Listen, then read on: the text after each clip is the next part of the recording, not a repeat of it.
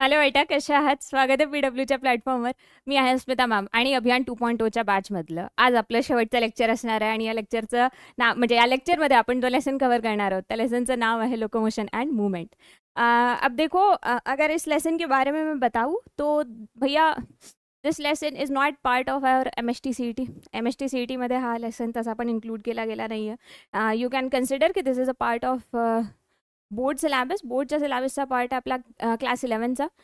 But of course 12th बोर्डमध्ये पण याचा तसा काही खूप जास्ती रोल कॉल नाही आहे, खूप जास्ती सिग्निफिकन्स नाही आहे. आणि if you are preparing for NEET then sure this lesson is important. But other than that हा जो लेसन आहे, आपल्या एक महत्त्वाची गोष्ट सांगायची म्हणजे आपल्या MST CETच्या सिलेबसमध्ये हा लेसन इन्क्लुडेड नाही आहे. जर क्लास 12बद्दल क्लास 11चे कुठले लेसन आपल्या MST CETमध्ये इन्क्लुडेड आहे ही इन्फॉर्मेशन जर तुम्हाला हवी असेल, so it is extremely simple. Complete बायोलॉजीमध्ये फक्त 4च 11चे असे लेसन्स आहेत जे येतात. ते कुठले? पहिले जे आहे that is respiration and energy transfer. Second आहे बायोमॉलिक्युल्स. तिसरा जो आहे दॅट इज ह्युमन न्यूट्रिशन. आणि चौथा जो लेसन आहे that is excretion and osmoregulation. These are the only 4 lessons which are part of our MST CET syllabus. Correct. तर anyway, just because हा लेसन नाही आहे त्याच्यामुळे आपण याला काही डिफरंटली ट्रीट करणार नाही. म्हणजे CETमध्ये नाही आहे म्हणून असं सोडून द्यायचा वाऱ्यावर असला पण काही प्रकार नाही आहे. So today's lecture it will be but of course focusing on the points for such as movement and locomotion. What does it mean by movement? What does it mean by locomotion? Working of skeletal muscle कसे work करतात, मायसिन ॲक्टिन filament जे आहेत यांचं structure कसं आहे, mechanism of muscle contraction, मसलच्या properties काय आहेत, आपली स्केलेटल सिस्टम कशापासून बनलेली आहे, एक्झिल स्केलेटनमध्ये काय कुठले बोन्स आपण इन्क्लूड करतो, अपेंडिक्युलर स्केलेटनमध्ये जॉईंट्स कुठल्या टाईपचे, आणि then we will talk about the disorders. Correct. So let me tell you frankly, when it comes to today's lesson, consider this as a revision lesson है ना. तर रिव्हिजन लेक्चर म्हणून या लेक्चरला तुम्ही कन्सिडर करू शकता. Now let us see when we talk about movement है ना. So movement can be of many types. There is a slight difference between locomotion and movement. जेव्हा आपण movement म्हणतो, movement म्हणजे काय तर बाबा it is like displacing something है ना. For example, my hand right now it is here, now it is displaced. Correct. यानी आपली पोझिशन बदलली. So this is a movement. I am moving my hand up and down. So hey basically काय, this is a type of movement. Correct. But when I talk about the word locomotion, it simply means that I am moving my whole body from one place to another. म्हणजे जेव्हा लोकोमोशनची गोष्ट येते आपण काय करतो, आपली complete body जी आहे या कंप्लीट बॉडीला एका पॉइंटपासून दुसऱ्या पॉइंटपर्यंत घेऊन चाललो है ना. वही अगर मैं भैया मूवमेंट की बात करूँ, so complete body does not need to be displaced है ना. पूरे बॉडी के डिस्प्लेसमेंट होने की कोई ज़रूरत नहीं है. हो सकता है सिर्फ आपकी इंटरनल मसल जो उसमें भी क्या हो रहा है उसी में, अब जैसे हमारी डाइजेस्टिव सिस्टम में फूड मटेरियल ट्रांसफर किया जा रहा है आपकी ईसोफेगस से स्टमक तक, स्टमक से लेके इंटेस्टाइन तक वगैरह, तो वो क्या है, these are type of movements है ना. ये शायद आपको दिख भी जाए, शायद ना भी दिखे नेकेड आई से है ना. तो ये छोटा सा स्लाइड सा डिफरेंस है in locomotion and movement. So when we talk about this movements, ये 2 टाइप की हो सकती है ऑब्वियसली. इंटरनल मूवमेंट जो तुम ऑब्वियसली देख नहीं पाते हो बट होती है, हमारे बॉडी के अंदर हो रही है जैसे है ना. And then there are certain sort of external movements. तो इंटरनल मूवमेंट्स में हम क्या इंक्लूड करते हैं, जैसे there are certain movements which are intracellular. Intracellular मतलब हमारे सेल के भी अंदर कई बार मूवमेंट्स होती है ना. साइटोप्लाज्म मूव करता है भैया है ना. There are so many chemicals that needs to be transport. अब जैसे देखो mRNA जो है अपना बनता है न्यूक्लियस में, प्रोटीन सिंथेसिस के लिए mRNA को साइटोप्लाज्म में ट्रांसफर किया जाता है. tRNA जो है अमीनो एसिड्स को पूरे साइटोप्लाज्म से ढूंढ के लाता है इधर राइबोसोम तक प्रोटीन सिंथेसाइज करने के लिए. Right. So these are internal movements, और वो भी कौन सी, इंट्रासेलुलर टाइप की मूवमेंट है ना. वही अगर हम एक्स्ट्रा सेलुलर मूवमेंट की बात करें, एक्स्ट्रा सेलुलर मतलब आउटसाइड ऑफ द सेल, मे भी हो सकता है कि जहाँ पे अकेली सिंगल सेल वर्क कर रही है या फिर multiple cells are coming together to work as a unit है ना. जैसे हमारी इंटरनल मसल्स देख लीजिए है ना, जो हमारी स्मूथ मसल्स है, दे आर वर्किंग टुगेदर है ना. ये एक साथ काम कर, जैसे अभी मैंने आपको बताया फूड मटेरियल ट्रांसफर किया जा रहा है हमारी ईसोफेगस से लेकर स्टमक तक, फिर बाद में इंटेस्टाइन. वो क्या है भैया, वो इंटरनल मूवमेंट ही है. और ये जो मूवमेंट होती है मतलब ये rhythmic contraction and relaxation of our alimentary canal to transport food from one place to another. This is known as peristalsis, है ना. तो ये भी इंटरनल मूवमेंट है, दिख तो नहीं रही बट हो रही है ना. चलिए फिर उसके बाद में एक्सटर्नल मूवमेंट. भाई एक्सटर्नल तो बहुत ही सिंपल है, तुम जो दौड़ते हो, भागते हो, जो उछल कूद करते हो, वो सारी एक्सटर्नल मूवमेंट है, सिंपल है ना. चलिए फिर उसके बाद में देखो, हम अगर मसल्स की बात करें, है ना, हमारे बॉडी में जो मसल्स है, वी हैव ब्रॉडली हम क्या करते हैं, हमारे मसल्स को 3 डिफरेंट कैटेगरीज में डिवाइड करते हैं. क्योंकि muscles are the most important component of our body, जो क्या करती है, मूवमेंट के लिए रिस्पॉन्सिबल है. विदाउट मसल, देखो हमारे जो बोन्स है, bones are giving us a rigid structure from inside, है ना. इसीलिए हम बोन्स को क्या कहते हैं, they are part of our endoskeleton. But muscles अगर नहीं होती तो भैया हमारे बोन्स कैसे मूव करते हैं. It is because this muscle, specially अगर मैं स्केलेटल मसल की बात करूँ, है ना, क्योंकि हमारी स्केलेटल मसल हमारे बोन से अटैच है, इसलिए हमारे बोन मूव कर लेते हैं. Smooth muscles are not attached with our bones. But smooth muscle में भी ये क्या आता है, कॉन्ट्रैक्शन एंड रिलैक्सेशन आता है. उसी वजह से क्या हो रहा है, कुछ चीज़ें जो है ये हमारे बॉडी के अंदर भी हो रही है.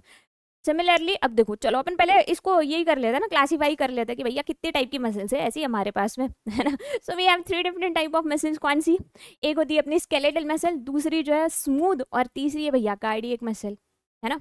अब स्केलेटल मसल जो है, मैंने आपको ऑलरेडी बताया, देखो स्केलेटन जो आपकी बॉडी को स्ट्रक्चर देता है उसे हम स्केलेटन बोलते हैं. स्केलेटल मसल मतलब क्या, कि स्पेशली आपका जो एंडोस्केलेटन है, which is made of either bones and cartilage, है ना. तो ये बोन और कार्टिलेज, स्पेशली बोन्स के सराउंडिंग में जो मसल्स आपको दिखेगी उसे आप बोलते हो skeletal muscle. They are also known as striated muscle also. और आप इनको वॉलेंट्री मसल्स भी बोल सकते हो. क्यों, क्योंकि भाई इनका जो काम है ये हमारे कंट्रोल में, यू कैन कंट्रोल देम, है ना. जब तुमने सोचा तब तुम्हारे हाथों की उंगलियां ऐसे खोल दी, चाहा तो मुट्ठी बंद कर दी, है ना. ये तुम्हारे कंट्रोल में है. या ऐसे हो रहा है, तुम मतलब सोचे जा रहे हो, तुम्हारे हाथ ने अचानक ऐसे थप्पड़ मार दिया, भाई तुमको, है ऐसे होता है. बिना मर्जी के करते हो क्या तुम काम, नहीं करते, है ना. कई बार तो मर्जी होके भी तुम्हारी मसल साथ नहीं देती. ऐसे मालूम है तुमको भैया पढ़ाई करनी है, बट हमारा मन ही नहीं करता बिस्तर से उठे, हमारा मन ही नहीं करता. इतनी सी एक छोटी सी उंगली लगती है आपके फ़ोन को बंद करने के लिए, फ़ोन की स्क्रीन ऑफ करने के लिए, है ना. तो कई बार उतना भी नहीं करते. बट एनीवे, मोबाइल जो चला रहा है वो भी अपनी मर्जी से ही चला रहा है. वो रील जो स्क्रॉल कर रहा है वो भी तो हमारी मसल का ही काम है भैया, है ना. तो देखो हमारी स्केलेटल मसल जो है, they are all attached with our skeleton, है ना. ये बोन से अटैच होती है. वॉलेंट्री टाइप की मूवमेंट में ये क्या है, ये हेल्पफुल है ना.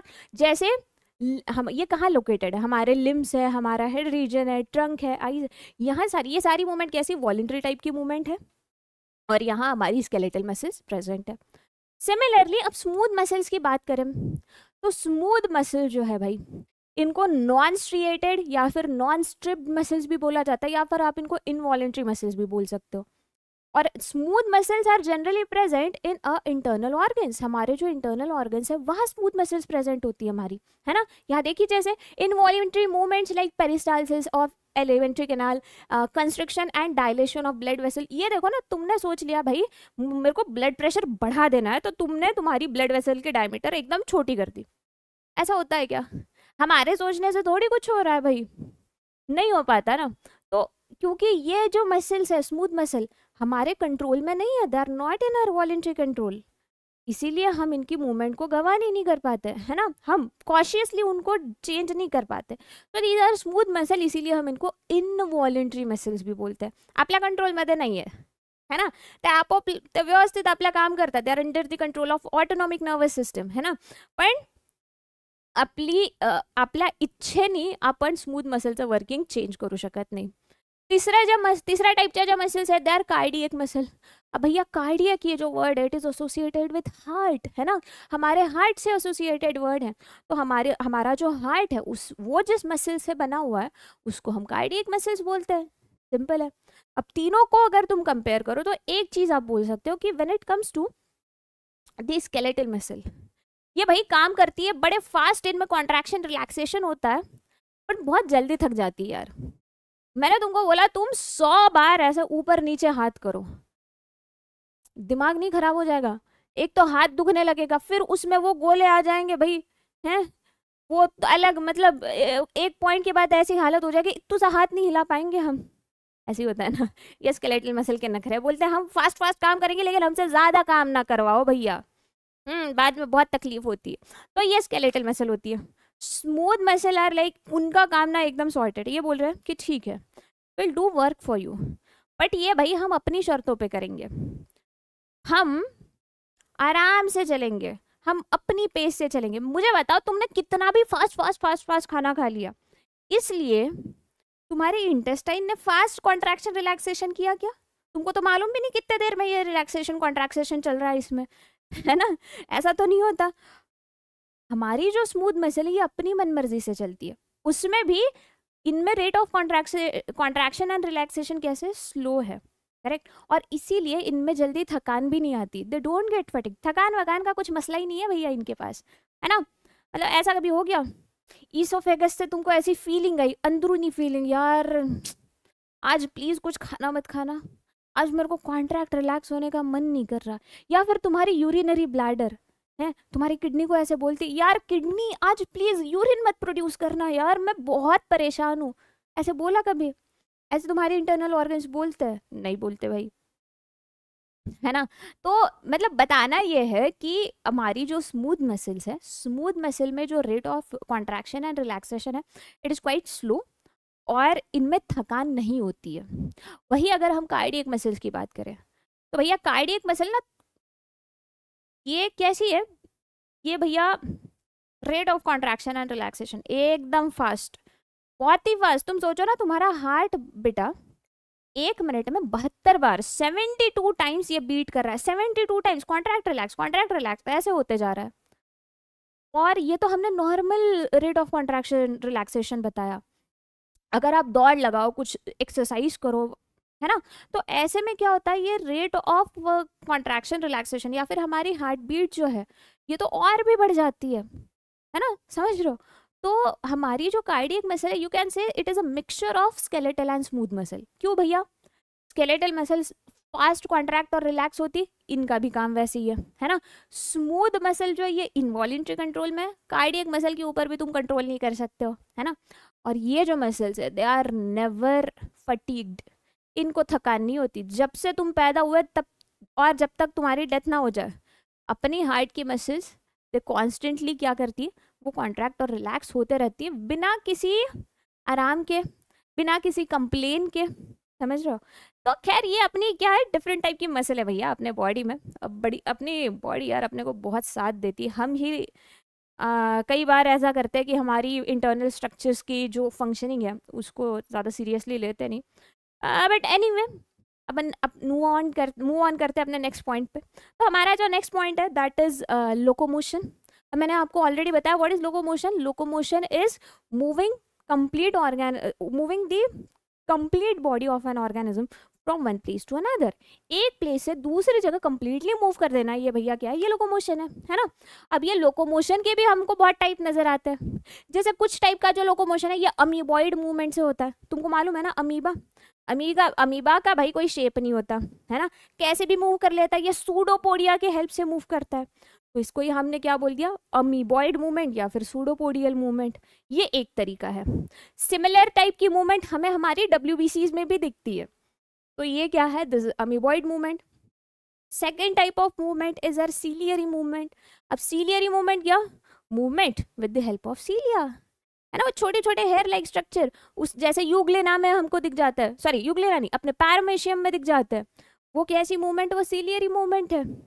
हमारे बॉडी के अंदर भी ऐसा सीलिएटेड एपिथेलियम पता है आपको कहाँ होता है, हमारे अपनी फीमेल रिप्रोडक्टिव सिस्टम की जो फैलोपियन ट्यूब है उसमें आपको सीलिया दिख जाती है ना। हमारी रेस्पिरेटरी ट्रैक्ट स्पेशली ट्रकिया का जो रीजन है उसमें भी सीलिएटेड एपिथेलियम नजर आता है ना। चलिए फिर उसके बाद अपनी वर्लिंग मूवमेंट। अब वर्लिंग मूवमेंट मतलब movement with the help of flagella. Flagellated movement human body में तो भैया सिर्फ एक ही जगह दिखती है, दैट इज स्पर्म्स, है ना। स्पर्म जो है, स्पर्म की जो टेल है that is nothing but a flagella, तो फ्लैजिला के थ्रू भी मूवमेंट हो सकती है। और चौथा जो टाइप है मूवमेंट कैसे हो सकती है, मूवमेंट मतलब बेसिकली लोकोमोशन। दोनों एक जैसे अपन वर्ड इनको यूज कर सकते हैं, कोई दोहराए नहीं, मतलब ऐसे कुछ फर्क नहीं पड़ता। दोनों वर्ड्स जो है लोकोमोशन बोल दो या फिर मूवमेंट बोल दो, they are almost one and the same thing, बस छोटा सा ही अंतर होता है ना। चलो, और चौथे टाइप का जो भैया चौथे टाइप से जो ऑर्गेनिज्म लोकोमोट करता है ना, एक जगह से दूसरी जगह मूव कर जाता है, वो है मस्क्यूलर मूवमेंट। मसल्स की हेल्प से, जैसे हम कर रहे हैं ना, हम हमारे मसल्स को इस्तेमाल करके एक जगह से दूसरी जगह मूव कर जाते हैं, लोकोमोट कर जाते हैं ना। तो these are 4 different type of movements which are observed in the body of any organism, है ना। चलिए अब देखो, अगर हम वही अगर मूवमेंट की बात करें, तो on the basis of movement जो अपनी स्ट्रिएटेड मसल्स है ना, स्केलेटल मसल, जो अभी हम बात कर रहे थे स्केलेटल मसल की, तो ये स्केलेटल मसल के 3 टाइप हो सकते हैं। कौन से? एक होती है एग्नोस्टिक मसल्स, दूसरी है एंटागोनिस्टिक, और तीसरी है synergistic. It is like this, कोई भी मूवमेंट जो है उसकी शुरुआत जिस मसल ने करी उसको तुम बोलो एग्नोस्टिक मसल, ठीक है ना, उसे हम एग्नोस्टिक बोलेंगे, जिसने क्या करी, मूवमेंट की शुरुआत कर दी। तो अब जैसे देखो तुम्हारी बाइसेप्स है, आपको क्या करना है, ये सपोज आपका हाथ है, इसको ऐसे बेंड कराना है। तो इनिशियल कॉन्ट्रैक्शन कहाँ पे आया, ये आपकी बाइसेप्स में है, ये कॉन्ट्रैक्ट हुई, इसलिए ये हाथ क्या है, इधर से ऊपर ऐसा खींचा गया, है ना, ऐसे ही हुआ। तो फर्स्ट ये जो अपनी मसल है बाइसेप, ये क्या हो गई, एग्नोस्टिक। बट भैया जब आपकी ये बाइसेप कॉन्ट्रैक्ट हुई, तो इसके नीचे वाली जो मसल है, कौन सी, अपनी ट्राइसेप, ये क्या हो गई, ये रिलैक्स हो गई, है ना। ये एग्जैक्टली दोनों मसल क्या करती है, एक दूसरे के अपोजिट वर्क करती है। मतलब देखो, हाथ मैंने मोड़ दिया तो बाइसेप कॉन्ट्रैक्टेड है, ट्राइसेप रिलैक्स्ड है। हाथ मैं सीधा कर जाऊंगी तो क्या होगा, बाइसेप रिलैक्स हो जाएगी, ट्राइसेप कॉन्ट्रैक्ट होगी। तो इनिशियल मूवमेंट जिसने लाई दैट इज एग्नोस्टिक, है ना। और इनिशियल मूवमेंट के एग्जैक्टली अपोजिट मूवमेंट जो लेके आने वाली है उसको हम क्या बोलते हैं, एंटागोनिस्टिक मसल, है ना। और सिनर्जिस्टिक इज लाइक इनकी मूवमेंट को हेल्प करने के लिए जो हेल्पफुल मसल्स होंगी वो हो जाती है सिनर्जिस्टिक, है ना। तो देखो हमने क्या लिखा है कि भाई एग्नोस्टिक मसल जो है, एग्नोस्टिक इज प्राइम मूवर्स, क्या कर रहा है, bring initial movement of body part. Antagonist क्या कर रहा है, bring action opposite to that of prime movers, है ना, जैसे ट्राइसेप का एग्जांपल बताया। और सिनर्जिस्टिक क्या करता है, असिस्ट प्राइम मूवर्स, ये जो अपने प्राइम मूवर्स जो मसल्स है उनको क्या कर रहा है, हेल्प कर रहा है, असिस्ट कर रहा है ना। चलिए फिर उसके बाद में नेक्स्ट अपना जो मुद्दा है दैट इज नाउ, ये जो हम एंटागोनिस्टिक मसल्स की बात कर रहे थे ना, लेट अस सी कि ये कैसी पेयर्स है भैया। एंटागोनिस्टिक मसल जो है ना, एंटागोनिस्टिक एक तो पता चल गया, एक एग्नोस्टिक होगी, दूसरे एंटागोनिस्टिक होगी, है ना। पहली रिएक्शन कोई लेके आएगी, उसके अपोजिट में वर्क करने वाली एंटागोनिस्टिक होगी, है ना। तो जैसे देखो हमारे बॉडी में ये एग्जांपल्स याद रखिएगा कि जैसे फ्लेक्सर एंड एक्सटेंसर, ये कुछ कैटेगरीज है। देखो फ्लेक्स करना मतलब क्या करना, बेंड कर देना, एक्सटेंड करना मतलब ऐसे लंबा कर देना, है ना। तो हमारे बॉडी पार्ट में अब जैसे आप हाथ को देख रहे हो ना, फ्लेक्स जब आप करते हो, बोलते हो ना भाई फ्लेक्स कर रहे हो क्या, है तो तो फ्लेक्सर क्या है, ये हमारी बाइसेप है, ये क्योंकि तुम्हारे हाथ को मोड़ रही है। ट्राइसेप क्या कर रही है, एक्सटेंड करा रही है, ठीक है भाई, है ना। तो जिसने बेंड करने के लिए बॉडी पार्ट को बेंड कराने में हेल्प कर दी वो फ्लेक्सर, बॉडी पार्ट को क्या है, एक्सटेंड कराने में जो हेल्प कर दी वो एक्सटेंसर, करेक्ट। सिमिलरली एक और टाइप होता है एब्डक्टर, सॉरी हाँ, एब्डक्टर एंड एडक्टर। अब देखो एब्डक्ट कर जाना, सॉरी एब्डक्ट नहीं करना किसी को तुमको, इट इज लाइक दिस, ये तुम्हारा बॉडी का सेंट्रल एक्सिस है ना। अब इस बॉडी पार्ट से तुमने क्या किया, मतलब ये एक्सिस जो है अपना, लेट अस से दिस इज द एक्सिस। अब मैंने ऐसे हाथ रखे मेरे, हाँ, अब ये एक्सिस से मैं क्या कर रही हूँ, मेरे हाथों को ऐसे दूर लेके जा रही हूँ। तो मैंने क्या किया, ये जो अपनी जो मसल्स है इनमें क्या करा है भैया, इनको मूव किया मेरे बॉडी के सेंट्रल एक्सिस से अपोजिट डायरेक्शन में, है ना। तो ऐसी मूवमेंट लाने वाले एब्डक्टर, और ये अपनी जो बॉडी की मसल्स है उनको वापस सेंट्रल प्लेन में लेके आने वाले एडक्टर, है ना। तो बेसिकली याद रखिए एंटागोनिस्टिक मसल्स कौन सी होंगी, जो भैया एग्जैक्टली अपोजिट काम करती है ना, उनको अपन क्या बोलते हैं, उनको हम एंटागोनिस्टिक मसल्स बोलते हैं ना। तो ये दूसरी पेयर। तीसरी पेयर देखो, प्रोनेटर एंड सुपिनेटर। अब प्रोनेटर और सुपिनेटर का मतलब देखो, किसी बॉडी पार्ट को ऐसे निचली मतलब नीचे की तरफ टर्न करना दैट इज प्रोनेटर, ऊपर की तरफ उसको मूव करना दैट इज सुपिनेटर। जैसे आपका पाम है ना, तड़वा है तुमसा, if this is facing the down side, तो ऐसे में क्या होगा, ये अपना प्रोनेटर कॉन्ट्रैक्ट हो जाएगा। इस पाम को आपने ऐसे सीधा कर दिया तो क्या है, कॉन्ट्रैक्ट कौन होगा, सुपिनेटर कॉन्ट्रैक्ट होगा, है ना, समझ रहे हो। जब पाम को ऐसे नीचे के साइड में मूव करना था तो प्रोनेटर कॉन्ट्रैक्ट हो गई, सुपिनेटर रिलैक्स थी। ऊपर की तरफ किया तो प्रोनेटर रिलैक्स हो गई, सुपिनेटर कॉन्ट्रैक्ट हो गई। सिंपल है। चलिए इसी तरीके से और भी कुछ कैटेगरीज है, जैसे लिवेटर एंड डिप्रेसर। अब टू एलिवेट, एलिवेट करना मतलब ऊपर लेके जाना, है ना। तो अगर आपके किसी बॉडी पार्ट को आप ऊपर लेके जाते हो, फॉर एग्जाम्पल मैंने जमीन से मेरा पैर ऐसे ऊपर ले उठाया, तो भाई ऊपर उठाने वाला, ऊपर उठाने वाली जो मसल है उसको एलिवेटर या फिर लिवेटर ऐसे भी बोला जा सकता है। आपका जॉ, जॉ ऊपर करने के लिए और जब करते हो तब उसको नीचे लेने, नीचे मूव करने के लिए, ये हमारी मसल्स हेल्पफुल है ना भैया। तो वो क्या है, लिवेटर एंड डिप्रेसर। जब करोगे आप तो आपका जॉ जो ये ऐसे नीचे मूव करेगा, वो किसका काम होगा, वो डिप्रेसर का काम होगा। वही नीचे गया हुआ जो ऊपर उठाने का काम कौन करेगी, लिवेटर करेगी, है ना। सेम उसी तरीके देखो प्रोट्रैक्टर एंड रिट्रैक्टर। अब प्रोट्रैक्टर मतलब आगे लेके जाएगी भैया, रिट्रैक्टर पीछे लेके आएगी, है ना। मैं ये भी तो कर रही हूँ मेरे हाथों को, है, कर रहे हो क्या तुम, ऐसे करते हो। तो खैर ये बेसिकली तुम क्या कर, बेसिकली अपनी मसल्स जो है, इफ तुम्हारे बॉडी पार्ट को आगे मूव कराने के लिए, if they are helpful then they are protractor. If they are moving some body part backward तो कौन सी फंक्शन में आएगी भैया, मसल रिट्रैक्टर, है ना। Similarly sphincter and dilator. अब देखो स्फिंक्टर टाइप की जो मसल है ये क्या करती है ना, ये कॉन्ट्रैक्ट हो जाती है और किसी ओपनिंग को बंद करा देती है। डायलेटर इज लाइक, डायलेट करना मतलब डायमीटर बढ़ाना, ये रिलैक्स हो गया उस ओपनिंग को खोल देगी, है ना, उस ओपनिंग की जो डायमीटर है वो बढ़ा देगी। तो वही होती है, स्फिंक्टर कॉन्ट्रैक्ट होके किसी ओपनिंग को बंद कर देता है, डायलेटर क्या है, रिलैक्स होगी और इस ओपनिंग को बड़ा बना देगी, है ना। तो ये भी क्या है, again these are different type of antagonistic muscles, है ना। चलिए अब देखो अपना नेक्स्ट मुद्दा जो है that is associated with structure. अब हम समझेंगे कि देखो अब हमारा एक इम्पॉर्टेंट मुद्दा है कि हमारे बॉडी में जो मसल्स है इनमें कॉन्ट्रैक्शन एंड रिलैक्सेशन की जो प्रोसेस है एग्जैक्टली कैसे आती है। तो स्पेशली हम स्केलेटल मसल की कॉन्ट्रैक्शन एंड रिलैक्सेशन की बात करेंगे। तो स्केलेटल मसल जो है, अगर मैं एक सेल की बात करूँ, उसे हम क्या बोलते हैं, हमारी मसल फाइबर। लेट अस से this is a muscle fibre. ये इमेजिन करते हैं, मसल फाइबर मतलब क्या, हमारी मसल की एक सेल। मसल सेल्स को, cell of muscle specially skeletal muscle, उसको ही हम क्या बोलते हैं, it is known as muscle fibre, है ना। सेल को ही अपन फाइबर ऐसा नाम देते हैं। अब ये फाइबर के अंदर हमें क्या नजर आता है भाई, हमको ना कुछ छोटे छोटे इसे हम क्या बोल सकते हैं, some small filament, proteinaceous filaments या फिर सम मायोफाइब्रिल्स आर ऑब्जर्व्ड। अब ये मायोफाइब्रिल्स जो है ये देखो कौन से होते हैं, लेट अस से भैया आ जाओ, देखो कुछ इस तरीके का ना हमें स्ट्रक्चर दिखता है।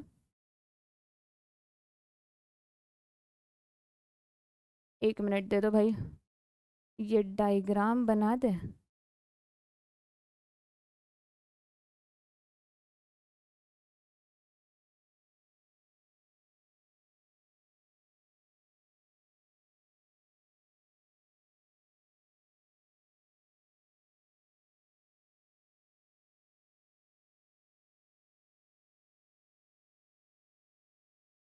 एक मिनट रुकिए, कर लेने दीजिए हमको कारनामा।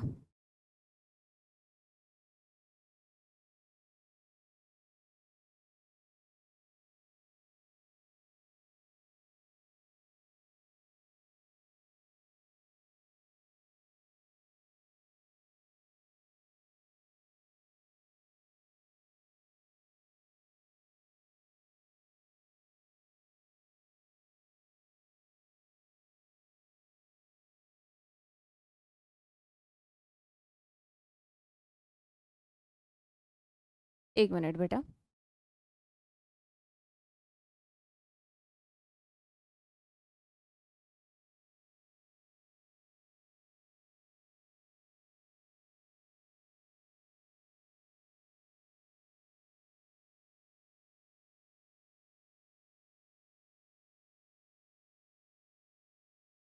अब मुझे बड़ा पछतावा हो रहा है, रेडीमेड डायग्राम क्यों नहीं लेके आ गई मैं, ऐसा लग रहा है मुझे।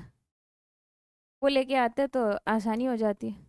अरे रे रे रे रे रे, मिस्टेक कर दिया।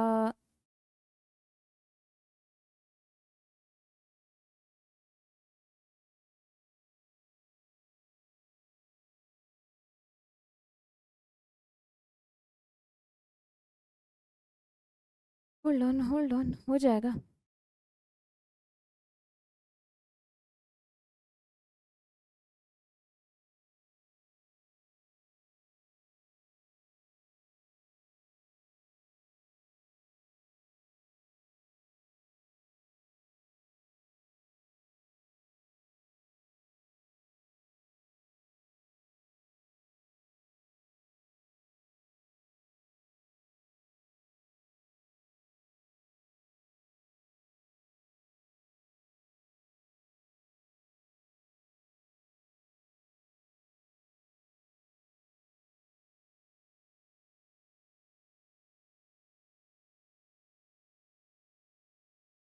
ये देखो, ये कुछ अब देख लो यार, हमारी जो सॉरी, हाँ एक्सट्रीमली सॉरी, बहुत ज़्यादा टाइम ले लिया मैंने। तो हमारी जो मसल की सेल है, ये भैया कुछ इस तरीके से दिखती है ना। ठीक है भैया, दिखती है तो दिखती है, हमको क्या। तो अब देखो, जब हमारी मसल को कॉन्ट्रैक्ट होना है, कॉन्ट्रैक्ट या फिर रिलैक्स होना है, तो उसके लिए क्या होता है, हमारे मसल्स में ये स्पेशल टाइप के हमको कुछ मायोफिलामेंट्स नजर आते हैं, है ना, या फिर मायोफाइब्रिल्स बोल दीजिए। तो देखो, अब ये जो थोड़ा सा मोटा वाला जो स्ट्रक्चर है, इसको ही हम बोलते हैं मायोसिन फिलामेंट, है ना। इसे हम नाम देते हैं मायोसिन फिलामेंट। और ये पतला सा जो स्ट्रक्चर है, इसको बोला जाता है एक्टिन फिलामेंट, है ना। नाम हो गया। जो मोटा वाला फिलामेंट है उसको हम मायोसिन फिलामेंट बोलते हैं, जो छोटा वाला फिलामेंट है उसे एक्टिन फिलामेंट बोला जाता है ना।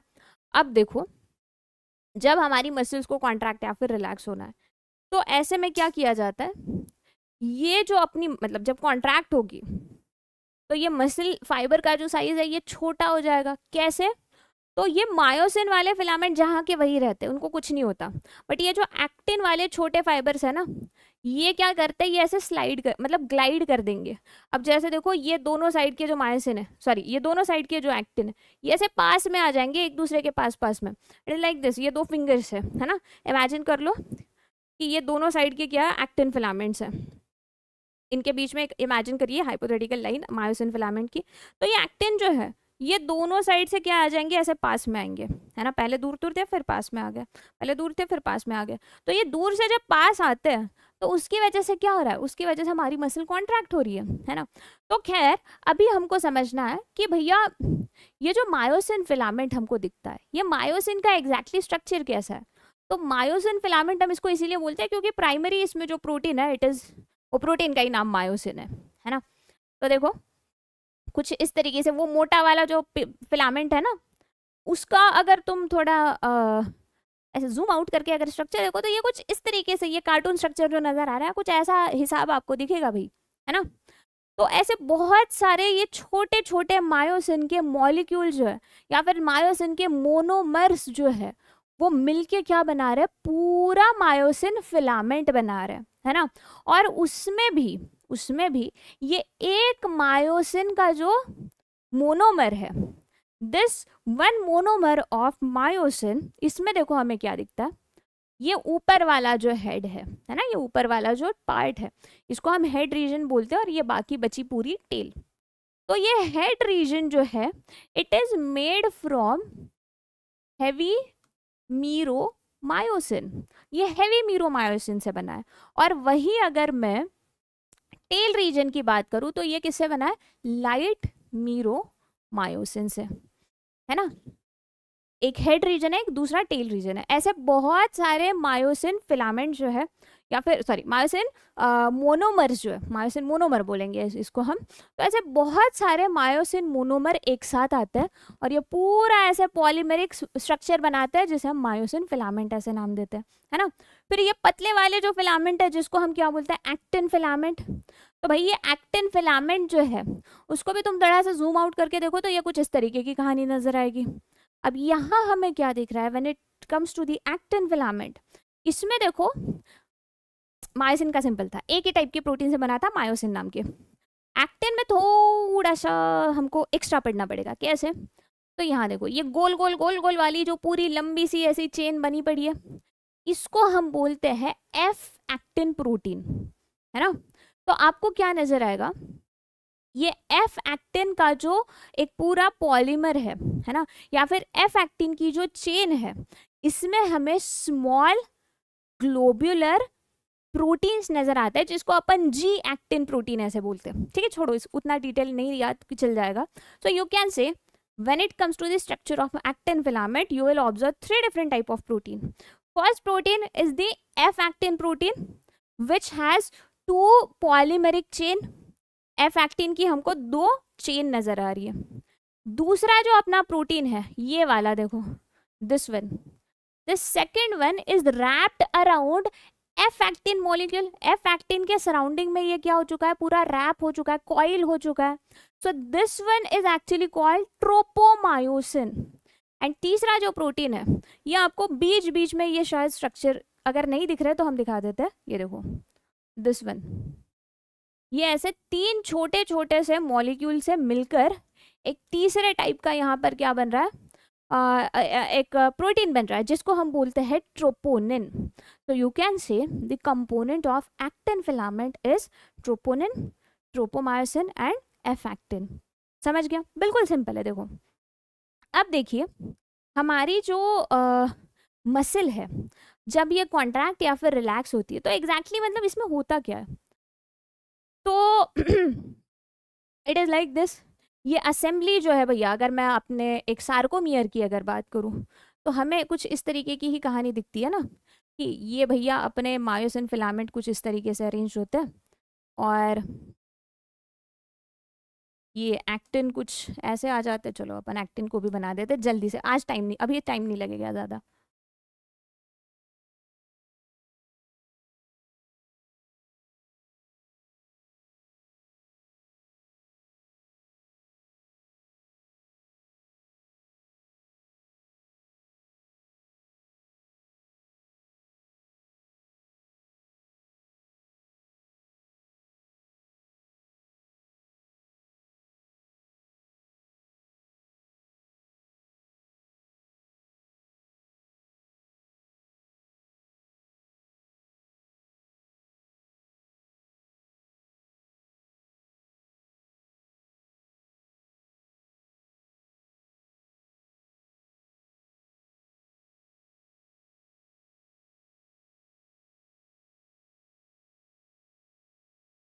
है ना। चलिए, तो ऐसे भैया ये इनकी अरेंजमेंट वगैरह होती है।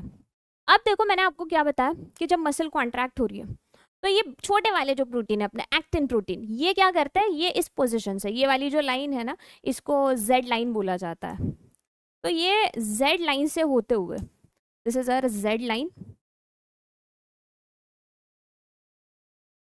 ये जो इतना रीजन है, इसे हम एच जोन ऐसा नाम देते हैं। Somewhere in between this H zone you will find a median line, थोड़ी डार्क कलर की एक मीडियन लाइन यहाँ पर प्रेजेंट होती है। तो उस लाइन को एम लाइन ऐसा नाम दिया जाता है। चलो उसको मैं नाम देती हूँ, ये है अपनी एम लाइन। और ये जो डिस्टेंस है बिटवीन 2 जेड लाइन, इसको अपन एक सार्कोमियर ऐसे बोलते हैं। तो जब ये मसल को कॉन्ट्रैक्ट होना है, तो ऐसे में ये जो अपने एक्टिन फिलामेंट्स है ना, दिस थिन वन, ये क्या करेंगे, इस पॉइंट से लेकर ऐसे एम लाइन की तरफ मूव करेंगे, है ना। They will move toward the M line. अब इनका एम लाइन की तरफ मूव होने की वजह से ये जो अपना सार्कोमियर, ये यहाँ तक का जो पहले इसका डिस्टेंस था जेड लाइन का, क्योंकि इतनी देखो, इतनी जगह इधर से, इतनी जगह इधर से, ये पूरा ऐसे अंदर की तरफ मूव कर गया। तो अब देखो, ये जो अपना ये एच जोन जो है, ये तो पूरा गायब ही हो जाता है। ये जो डिस्टेंस है बिटवीन 2 जेड लाइन, जिसको हमने क्या नाम दिया था, ये जो डिस्टेंस है बिटवीन 2 जेड लाइन, जिसको हम सार्कोमियर बोलते हैं, ये सार्कोमियर की भी लेंथ क्या हो जाती है, छोटी हो जाती है, कम हो जाती है ना। और उसी को बोला जाता है कॉन्ट्रैक्शन ऑफ मसल। बाद में ये जब एक्टिन फिलामेंट वापस अपनी पोजीशन पे आ जाएंगे, तो उससे क्या हो जाएगा, मसल का रिलैक्सेशन हो जाएगा, है ना। तो एग्जैक्टली ये प्रोसेस चल कैसे रही है अपन समझते हैं। आप इमेजिन करो कि भाई हमारी नर्वस सिस्टम ने बोला कि भाई मसल को कॉन्ट्रैक्ट करना है, तो हमारी मसल ने मैसेज सुन लिया। हमारे मसल में क्या होता है, एक जो अपने सार्कोप्लाज्मिक रेटिकुलम्स होते हैं, है ना, मतलब it is like endoplasmic reticulum of a normal cell. तो ये सार्कोप्लाज्मिक रेटिकुलम क्या करता है, कैल्शियम आयन जो है ये सिक्रीट करना शुरू करता है। अब वो जो कैल्शियम आयन है वो पता है क्या करेगा, वो कैल्शियम आयन ये भाई अपना जो ट्रोपोनिन है वो ट्रोपोनिन को जाके बाइंड करता है। अब ट्रोपोनिन को जाकर अगर कैल्शियम आयन बाइंड हो गया तो ये ट्रोपोनिन जो है ना इसका थोड़ा सा स्ट्रक्चर चेंज होता है, थोड़ा सा कन्फर्मेशनल चेंज इसमें आ जाता है। अब जैसे ही इसमें थोड़ा सा चेंज आ गया तो ये अपनी पोजीशन थोड़ी सी बदल देता है ना, थोड़ा स्ट्रक्चरल चेंज हो गया तो इसकी पोजीशन हल्की सी बदलती है। एंड बिकॉज ऑफ दैट ये हल्की सी पोजीशन बदलने की वजह से अपना ये मायोसिन का जो हेड है, चलो इधर से समझते, देखो देखो अपन पूरा समझ लेते, पूरा समझेंगे। देखो इट इज लाइक दिस कि कहाँ से शुरुआत करें अपन, 1 2 3 4 नहीं लिखा है यहाँ पे, चलो कोई बात नहीं। आप इमेजिन करिए ये अपना कौन सा मॉलिक्यूल है, ये अपना मायोसिन है ना, ये मायोसिन का हेड रीजन। अब मायोसिन का जो हेड रीजन होता है इसमें बताया क्या क्या है ना, जनरली हमको 2 डिफरेंट साइट नजर आती है, ऐसे 2 डिफरेंट प्लेसेस इसके ऊपर प्रेजेंट होती है। पहली वाली जो प्लेस है इसको हम बोलते हैं, ये देखो चलो आप इमेजिन करो, वी हैव 2 डिफरेंट साइट्स।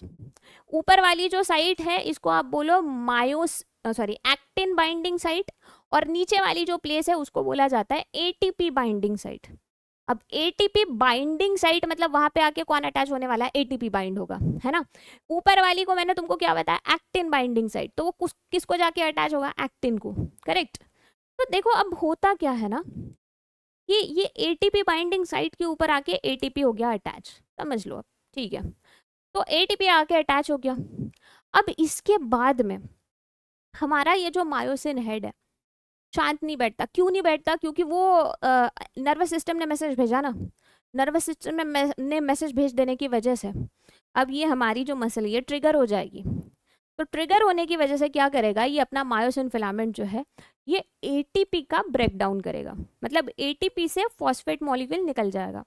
तो एटीपी से अगर फॉस्फेट निकल गया तो वो क्या बन जाएगा, एडीपी बनेगा, एडेनाइन डाइफॉस्फेट बन जाएगा, है ना। एडेनाइन ट्राइफॉस्फेट से वो क्या बन गया, डाइफॉस्फेट बन गया। तो यहाँ देखो ये भाई हमारे मायोसिन ने क्या किया, एटीपी को ब्रेक किया, एडीपी बना दिया और फॉस्फेट ग्रुप हटा दिया, ठीक है। अब ये होने की वजह से कुछ अमाउंट में एनर्जी क्या हो गई, रिलीज हो गई, है ना। दूसरी इंपॉर्टेंट चीज मैंने तुमको क्या बताया था, वो सार्कोप्लाज्मिक रेटिकुलम से कैल्शियम आयंस निकले थे। कैल्शियम आयंस ने क्या कर दिया था भैया, ये अपना जो ट्रोपोनिन है, ट्रोपोनिन में थोड़ा सा स्ट्रक्चरल चेंज ला दिया था, है ना। तो ट्रोपोनिन में स्ट्रक्चरल चेंज लाने की वजह से अब ये जो अपना मायोसिन है, ये मायोसिन के ऊपर एक एक्टिन बाइंडिंग साइट थी, वो एक्टिन बाइंडिंग साइट क्या हो जाएगी, इधर जाके चिपक जाएगी ना भैया एक्टिन को। वो एक्टिन बाइंडिंग साइट इसीलिए बोला जाता है कि उस पोजीशन से या फिर उस लोकेशन से ये अपना मायोसिन क्या करता है, एक्टिन को बाइंड करता है ना। चलिए, तो कुछ इस तरीके से हमको नजर आया कि पहले तो ये एडीपी बना, है ना। फिर तीसरी जो अपनी स्टेप है, ये अब बिल्कुल देखो यहाँ पे उतना ज्यादा हमको अटैचमेंट नहीं नजर आ रहा है, किसका, ये अपने मायोसिन और एक्टिन फिलामेंट का। बट तीसरी डायग्राम में देखिए ना आप, ये अपना जो मायोसिन का जो हेड है ये बराबर से कहाँ अटैच हो चुका है, अपने एक्टिन को अटैच हो चुका है। और तो और ये अटैच होके करता क्या है, इट इज लाइक दिस कि भाई यहाँ पर अपना एक्टिन का हेड था, है, ये एक्टिन हेड इधर अटैच हो गया किसको, मायोसिन को। इसको पकड़ा और इसको क्या करेगा, इधर अंदर की तरफ पुल करेगा, ये समझो। यहाँ अटैच किया, यहाँ पे सपोज ये मायोसिन फिलामेंट था, इसको इधर से है ना, इधर से पकड़ा और बोला भाई आ जा यार, इधर से पकड़ा, बोला इट इज लाइक दिस ना, पकड़े हो किसी चीज को और उसको अंदर खींच लिया। ये एक्टिन भी वैसी, ये मायोसिन भी वैसी करता है, एक्टिन को पकड़ता है और उसको अंदर खींच लेता है। किसकी तरफ, अंदर खींचना मतलब हमारे एम लाइन की तरफ उसको मूव करना, है ना। चलो, तो वही इसी तरीके से क्या होगा, हमारा ये जो एक्टिन फिलामेंट है ये क्या किया जाएगा, हमारे एम लाइन की तरफ ऐसे खींचा जाएगा, है ना, इधर से भी और उधर से भी। एम लाइन की तरफ अगर ये खींचा जा रहा है तो सार्कोमियर का डिस्टेंस छोटा हो जाएगा, मतलब आपकी मसल कॉन्ट्रैक्ट हो गई, सिंपल है। चलो, तो ये देखो, ये मायोसिन क्या कर रहा है, एक्टिन को खींचे जा रहा है। अब ये जब पूरी इसकी करतूत चल रही है, ये एडीपी बोलता है यार मैं रुक के क्या करूं, मेरा तो कोई काम नहीं है, तो एडीपी यहाँ से निकल लेता है। अब एडीपी निकल गया तो ये वाली जो पोजीशन है वो क्या हो गई, वो ओपन हो गई। तो फिर एटीपी बोलेगा भाई अपने लिए जगह बन गई, चलो जाते हैं मजे करते हैं, है ना। तो एटीपी आएगा, फिर वहां जाके अटैच हो जाएगा।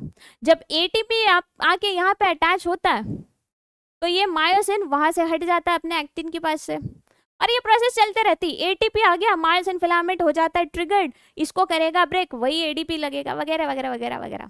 ये प्रोसेस चलती रहती है साइकिल में। अपन इसको समझते, देखो एक एक करके समझेंगे, एक एक step.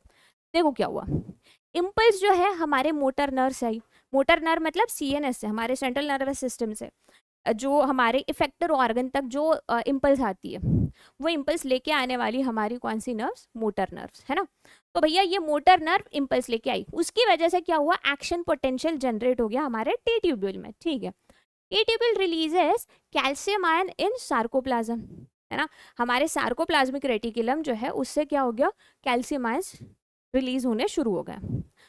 A conformational change in troponin and tropomyosin complex, है ना। वो ट्रोपोनिन जो था अपने एक्टिन फिलामेंट के ऊपर, उसमें थोड़ा सा कन्फर्मेशनल चेंज आ गया। Active site of actin filaments become uncovered. तो एक्टिन फिलामेंट जो है इसमें एक छोटी सी एक्टिव साइट होती, वो क्या हो गई, अनमास्क हो गई, अनकवर हो गई, है ना। Similarly myosin head breaks up ATP to derive energy. वो मायोसिन के साथ जो एटीपी अटैच था, एटीपी को मायोसिन ने क्या करा, ब्रेक किया, है ना। Myosin head gets attach to the active site of actin. ये भी क्या हो गया, मायोसिन के ऊपर जो एक्टिन बाइंडिंग साइट थी वो अटैच कहाँ पे हो गई, अपने एक्टिन फिलामेंट को अटैच हो गई, करेक्ट, फॉर्मिंग एक्टोमायोसिन कॉम्प्लेक्स। इन्होंने क्या फॉर्म किया, एक्टोमायोसिन कॉम्प्लेक्स फॉर्म कर दिया, correct. Myosin head tilts and pull actin filaments toward them. इनको पुल कर लिया भाई एक्टिन फिलामेंट को, actin filament slide over myosin and contraction occurs. इस तरीके से कॉन्ट्रैक्शन होगा, है ना। अब जैसे ही देखो न्यूरॉन से ये सिग्नल आना बंद हो गया, तो अब ऐसे में क्या किया जाता है, फिर वो जो कैल्शियम आयंस है जो कहाँ पे अटैच है, ये अपने ट्रोपोनिन को अटैच है, वो वहां से रिलीज हो जाते हैं। वो रिलीज हो गए तो फिर वो एक्टिन के ऊपर जो मायोसिन बाइंडिंग साइट है वो बंद हो जाती है ना।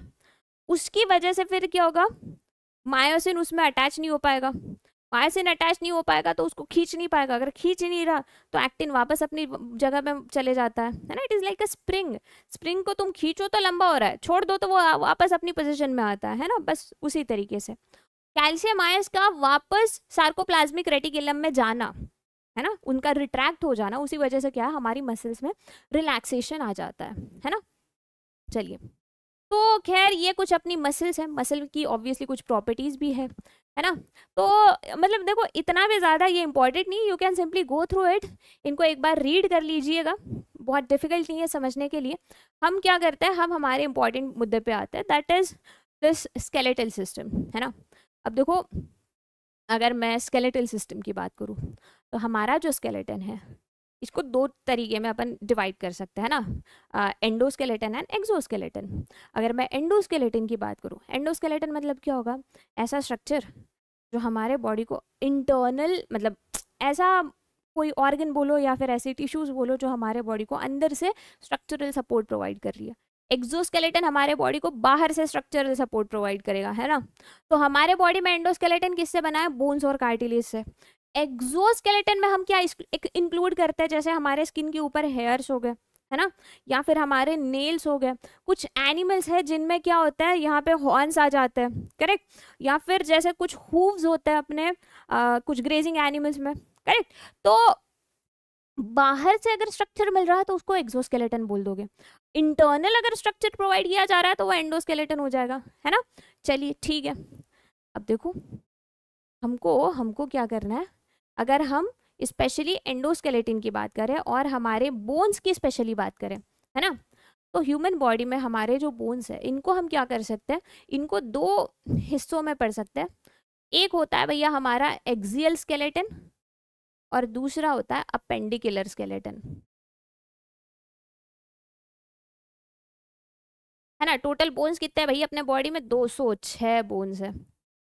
एक एडल्ट एनिमल जो है, सॉरी एडल्ट ह्यूमन जो है, adult human has 206 bones.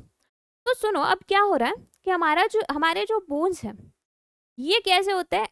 Axial, मतलब ये एक्सिस, हमारे बॉडी का ये एक्सिस बनाने वाले जो बोन्स है, आपके हेड वाले बोन्स हो गए, है ना, स्पाइनल कॉर्ड हो गया, आपकी रिब्स हो गई, करेक्ट। तो ये जो अपने बोन्स है जो हमारे बॉडी का एक्सिस बना रहे हैं, उसको आप क्या बोलोगे? उसको आप बोलते हो एक्सियल स्केलेटन। और वही हमारे बॉडी को जो बाकी स्ट्रक्चरल सपोर्ट प्रोवाइड कर रहे हैं ना, जैसे ये आपके लिम्स हो गए, 2 टाइप के लिम्स है हमारे, 4 लिम्स और हाइंड लिम्स, मतलब हमारे हाथ और पैर। तो हाथ और पैरों का पैरों में जो बोन्स होंगे, और ये हाथ पैरों के बोन्स को सपोर्ट प्रोवाइड करने के लिए जो हमारे गर्डल्स है, उनको कहाँ इंक्लूड किया जाता है? अपेंडिकुलर स्केलेटन में। तो बोन्स को हम 2 टाइप्स में स्टडी कर सकते हैं, axial skeleton and appendicular skeleton, ऐसे। अब देखो, अगर मैं एक्सियल स्केलेटन की बात करूं तो भैया एक्सियल स्केलेटन में आप क्या कर सकते हो? इतने डिफरेंट टाइप के बोन्स देख सकते हो, है ना। जैसे देखो स्कल, पूरा हमारा स्कल में देखो हम क्या इंक्लूड करते हैं? हमारे क्रैनियम, फेशियल बोन्स, है ना। क्रैनियम मतलब समझते हो? क्रैनियम मतलब हमारा ब्रेन बॉक्स, हमारा ब्रेन स्टोर करने के लिए भाई जितने बोन्स हैं उनको हम बोलते हैं क्रैनियल बोन्स, है ना। Facial bones, facial bones obviously आपके फेस वाले जो बोन्स है वो। उसके बाद में नेक्स्ट है हमारे ईयर ऑसिकल। ईयर ऑसिकल मतलब हमारे कानों में जो बोन्स है, तो ईयर ऑसिकल, है ना। हायोइड बोन, हायोइड बोन मतलब ये एक्चुअली पहले तो हमारे मतलब स्कल का ही पार्ट होता है जब अपन डेवलप हो रहे होते हैं। जैसे जैसे डेवलपमेंट ज़्यादा होती है ना, ज़्यादा बड़े होने लगते हैं, तो ये हायोइड बोन अपने स्कल से निकल के थोड़ा इधर नीचे वाले पार्ट में आ जाता है, हमारी जीभ के नीचे, है ना। तो वो हो गया अपना हायोइड बोन। तो ऐसे देखो ये कुछ बोन्स हो गए जो अपने स्पेशली हेड रीजन से एसोसिएटेड है ना। चलो तो देखो क्रैनियम के 8 बोन्स, फेशियल ये 14 बोन्स, मैलियस इंकस स्टैपिस ये अपने ईयर ऑसिकल, मतलब ये दो ये क्या हो गया हमारे ईयर ऑसिकल। हायोइड बोन ये बेचारा अकेला होता है, इसको भूलना नहीं है, this is a single bone. फिर उसके बाद में हमारे वर्टिब्रल कॉलम की अगर अपन बात करें तो वर्टिब्रल कॉलम में देखो डिफरेंट टाइप की वर्टिब्रीज है। For example we have 5 cervical vertebrae, we have 12 thoracic vertebrae, 5 lumbar vertebrae है ना।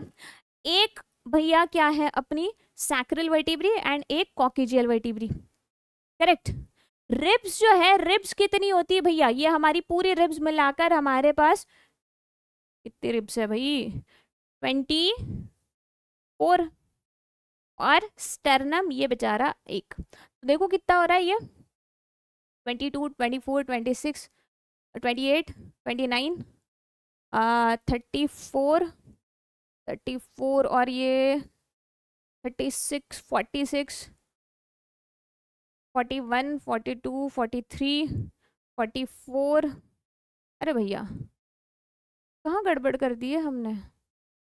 कहीं तो मिस्टेक हुआ है, काउंट ही गलत कर दिया क्या?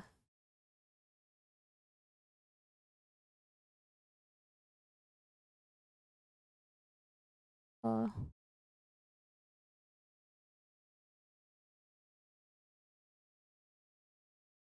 22, 24, 26, 28, 29, 30, 31, 32, 33, 34, आई एम सॉरी, है ना 34। ये कितने हो गया? 44, 46, 51, 52, 53, 54। भाई कहाँ कुछ कौन सा बोन नहीं लिखा मैंने? ठीक है चलो अपन एक एक करके आइडेंटिफाई करेंगे। I think I have missed something, या तो मिसकैलकुलेशन हो रहा है या फिर मैंने कुछ तो लिखा नहीं है भैया सही से। ठीक है चलो एक एक करके समझते हैं, एक एक करके समझेंगे। देखिए हमारा जो हमारे जो क्रैनियल बोन्स है ना, कौन से क्रैनियल बोन्स है? हमारा जो ब्रेन बॉक्स है, ब्रेन बॉक्स को बनाने के लिए अपने पास क्या है? जो बोन्स है उनको हम क्रैनियल बोन्स बोलते हैं। तो क्रैनियल बोन्स में देखिए हमें कौन से बोन्स नजर आते हैं? पहला जैसे हो गया हमारा फ्रंटल बोन, है ना। फ्रंटल जिसकी वजह से हमारा क्या बन रहा है? ये भैया क्या बोलते हो इसको, कपाळ आपलं जे बनते है ना, that is our frontal bone. तो एक फ्रंटल बोन है, ठीक है। फिर उसके बाद में पैराइटल, पैराइटल मतलब ये ऊपर वाले जो बोन्स है ये पेयर में प्रेजेंट है, तो ये हो गया 2 पैराइटल, है ना। टेम्पोरल, टेम्पोरल भी पेयर्स में है, ये कान के ऊपर वाले जो बोन्स है उनको आपने टेम्पोरल बोन बोल दिया, है ना। फिर उसके बाद में हमारे पास क्या है, ऑसिपिटल बोन है, ऑसिपिटल मतलब ये पीछे वाला, करेक्ट। एक स्फिनोइड बोन और एक एथमोइड बोन, ऐसे 3 4 5 6 7 8, 8 ये बोन कौन से हो गए, हमारे क्रैनियल बोन्स हो गए, है ना। तो ऐसे हमारे क्रैनियल बोन्स है भैया, ठीक है। आप यहाँ पे स्कल में ये देख सकते हो कि कौन से क्रैनियल बोन्स की लोकेशन कहाँ कहाँ पर है। फिर सिमिलरली हाँ, एक बड़ा इंपॉर्टेंट पॉइंट है यहाँ पर कि व्हेन इट कम्स टू हर क्रैनियल बोन्स, ये हमारे जो बोन्स है ना ये बिल्कुल मूव नहीं करता, एटलीस्ट जैसे आप यहाँ पे देखो, ये ह्यूमरस है और ये रेडियस है ना, आपके आर्म के जो बोन्स है ये क्या कर सकते हैं, ये थोड़ा बहुत मूवमेंट दिखा सकते हैं। हमारे स्कल के बोन कुछ नहीं मूवमेंट दिखाते, है ना। तो ये इसलिए क्योंकि उनके बीच में जो जॉइंट्स है they are very rigid type of joints, ठीक है, बड़े मजबूत जॉइंट होते हैं, बिल्कुल मूवमेंट अलाउ नहीं करते। तो ऐसे जॉइंट्स को हम सचर ऐसा नाम देते हैं, these are immovable type of joints. तो हमारा जो क्रैनियम है इसमें 4 डिफरेंट क्या नजर आता है हमको, सचर्स नजर आते हैं। अब ये 4 सचर्स कौन से, तो पहला सचर देखो, ये जो ए है इसको हम बोलते हैं कोरोनल सचर, जो कहाँ है, it joins frontal with parietal bone. ये इमेजिन कर लीजिए ये आपका फ्रंटल बोन है और ये 2 कौन से बोन्स है, ये पैराइटल बोन्स है। तो फ्रंटल बोन को, है ना, ये बोन, इस बोन को आपके पैराइटल बोन से कनेक्ट करने वाला जो सचर, उसको हमने नाम दे दिया कोरोनल सचर, ठीक है। सेकेंड टाइप ऑफ सचर, ये क्या कर रहा है, ज्वाइंट्स 2 पैराइटल बोन, है ना, ये 2 पैराइटल बोन्स जो है इनके बीच में जो ज्वाइन हो गया उसको हमने बोल दिया सैजिटल सचर, ठीक है। तीसरा जो सचर है, ये देखो, अगर ये फ्रंटल है ये पैराइटल है तो ये कौन सा हो जाएगा, ये ऑसिपिटल बोन हो जाएगा, ये पीछे वाला, है ना। तो 2 पैराइटल और अपना एक ऑसिपिटल, इनके बीच में जो जॉइंट है उसको आप क्या नाम दे रहे हो, उसको आपने बोला लैम्डॉइड, सॉरी लैम्डॉइडल सचर, है ना। और सबसे लास्ट में जो डी टाइप का सचर है दैट इज लैटरल और स्क्वामस सचर। ये किसके बीच में दिखेगा, ये बोन कौन से है भैया, ये टेम्पोरल वाले बोन्स है। तो टेम्पोरल एंड पैराइटल के बीच में, टेम्पोरल और पैराइटल के बीच में जो सचर है उसको आपने लैटरल या फिर स्क्वामस सचर नाम दे दिया, सिंपल है। चलिए, नाम बस याद रखना है, बाकी कुछ नहीं। फिर उसके बाद देखिए फेशियल बोन्स की अगर हम बात करें तो फेशियल बोन्स में हमें कितने बोन्स नजर आ रहे हैं, we can see nasal bone, ठीक है, नाक वाला, मैक्सिला, यहाँ देखो ये अपना स्कल जो है, आप बाद में इसमें ये हर एक बोन जो है इसकी पोजीशन का है ये आराम से समझ सकते हो। तो we have nasal, maxillae, palatine, zygomatic, lacrimal, inferior nasal conchae, vomer and mandible. ऐसे टोटल कितने हो गए, 14 है क्या, ये 2 4 6 8 10 12 13 14, तो वी हैव 14 डिफरेंट, अरे भाई क्या है, फेशियल बोन्स अपने पास प्रेजेंट है, ठीक है भैया, ठीक है। हायोइड बोन की अगर मैं बात करूं, अकेला सिंगल हायोइड बोन होता है। This hyoid bone was a part of our skull during embryonic development, but जैसे जैसे क्या होता है हम ग्रो होने लगते हैं वैसे वैसे ये हायोइड बोन जो है हमारे स्कल से निकल के हमारा ऑलमोस्ट ये जो थ्रोट रीजन है यहाँ मूव कर जाता है। हमारी जो टंग है, टंग के बिल्कुल नीचे वाले हिस्से में क्या नजर आएगा हमको, ये अपना हायोइड बोन नजर आएगा, बेचारा सिंगल सा होता है ना। चलिए, फिर इसके बाद देखो अपने ईयर ऑसिकल। अब ईयर ऑसिकल्स जो है ना, कितने ईयर ऑसिकल, कितने बोन्स नजर आ रहे हैं, 3 बोन्स है एक कान में, दोनों मिलके 6 ईयर ऑसिकल हो जाएंगे, है ना। कौन सा, मैलियस, इंकस एंड स्टैपीज, ऐसे 3 अपने पास क्या है, डिफरेंट ईयर ऑसिकल्स प्रेजेंट है, करेक्ट। ये देखो, ये मैलियस, ये इंकस एंड स्टैपीज, इनका सीक्वेंस याद रखिएगा, है ना। लेफ्ट साइड में ये 3 बोन्स और राइट साइड में ऐसी 3 बोन्स, है ना। हमारा जो मिडल ईयर है, बेसिकली हमारा जो कान है ना, ये कुछ इस तरीके से अपन इसको बनाते हैं। ये सपोज कर लो ये हमारा ईयर है ना, यहाँ से देखो ये अपनी ऑडिटरी कैनाल कंटिन्यू हो रही है, करेक्ट। ये ऑडिटरी कैनाल जाती है, अब ये मिडिल पार्ट में, ये इसको मिडिल ईयर बोलते हैं, यहाँ से एक ट्यूब निकलती है, ये यूस्टेशियन ट्यूब, और बाद में इधर आपको ये कुछ ऐसा स्ट्रक्चर दिखता है।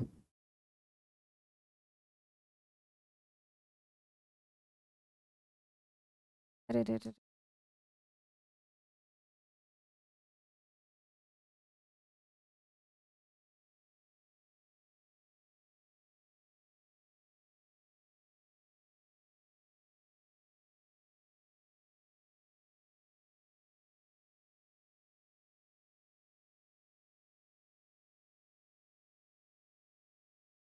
है ना। तो यहाँ देखो, ये जो हमारे मिडिल ईयर का पार्ट है, इस मिडिल ईयर के पार्ट में हमें नजर आएंगे ये तीनों बोन्स। यहाँ ये अपना हो गया मैलियस, मैलियस के बाद में यहाँ आपको नजर आया इंकस, है ना, और इंकस के बाद में ये है भाई अपना स्टेपीज। अरे रे रे रे, छोटा बना दिया अपन ने कुछ ज़्यादा ही इनको, और ये ज़रा इधर आगे बढ़ गया, बट ठीक है, इधर बनाते हैं अपन थोड़ा सा, it will be like this.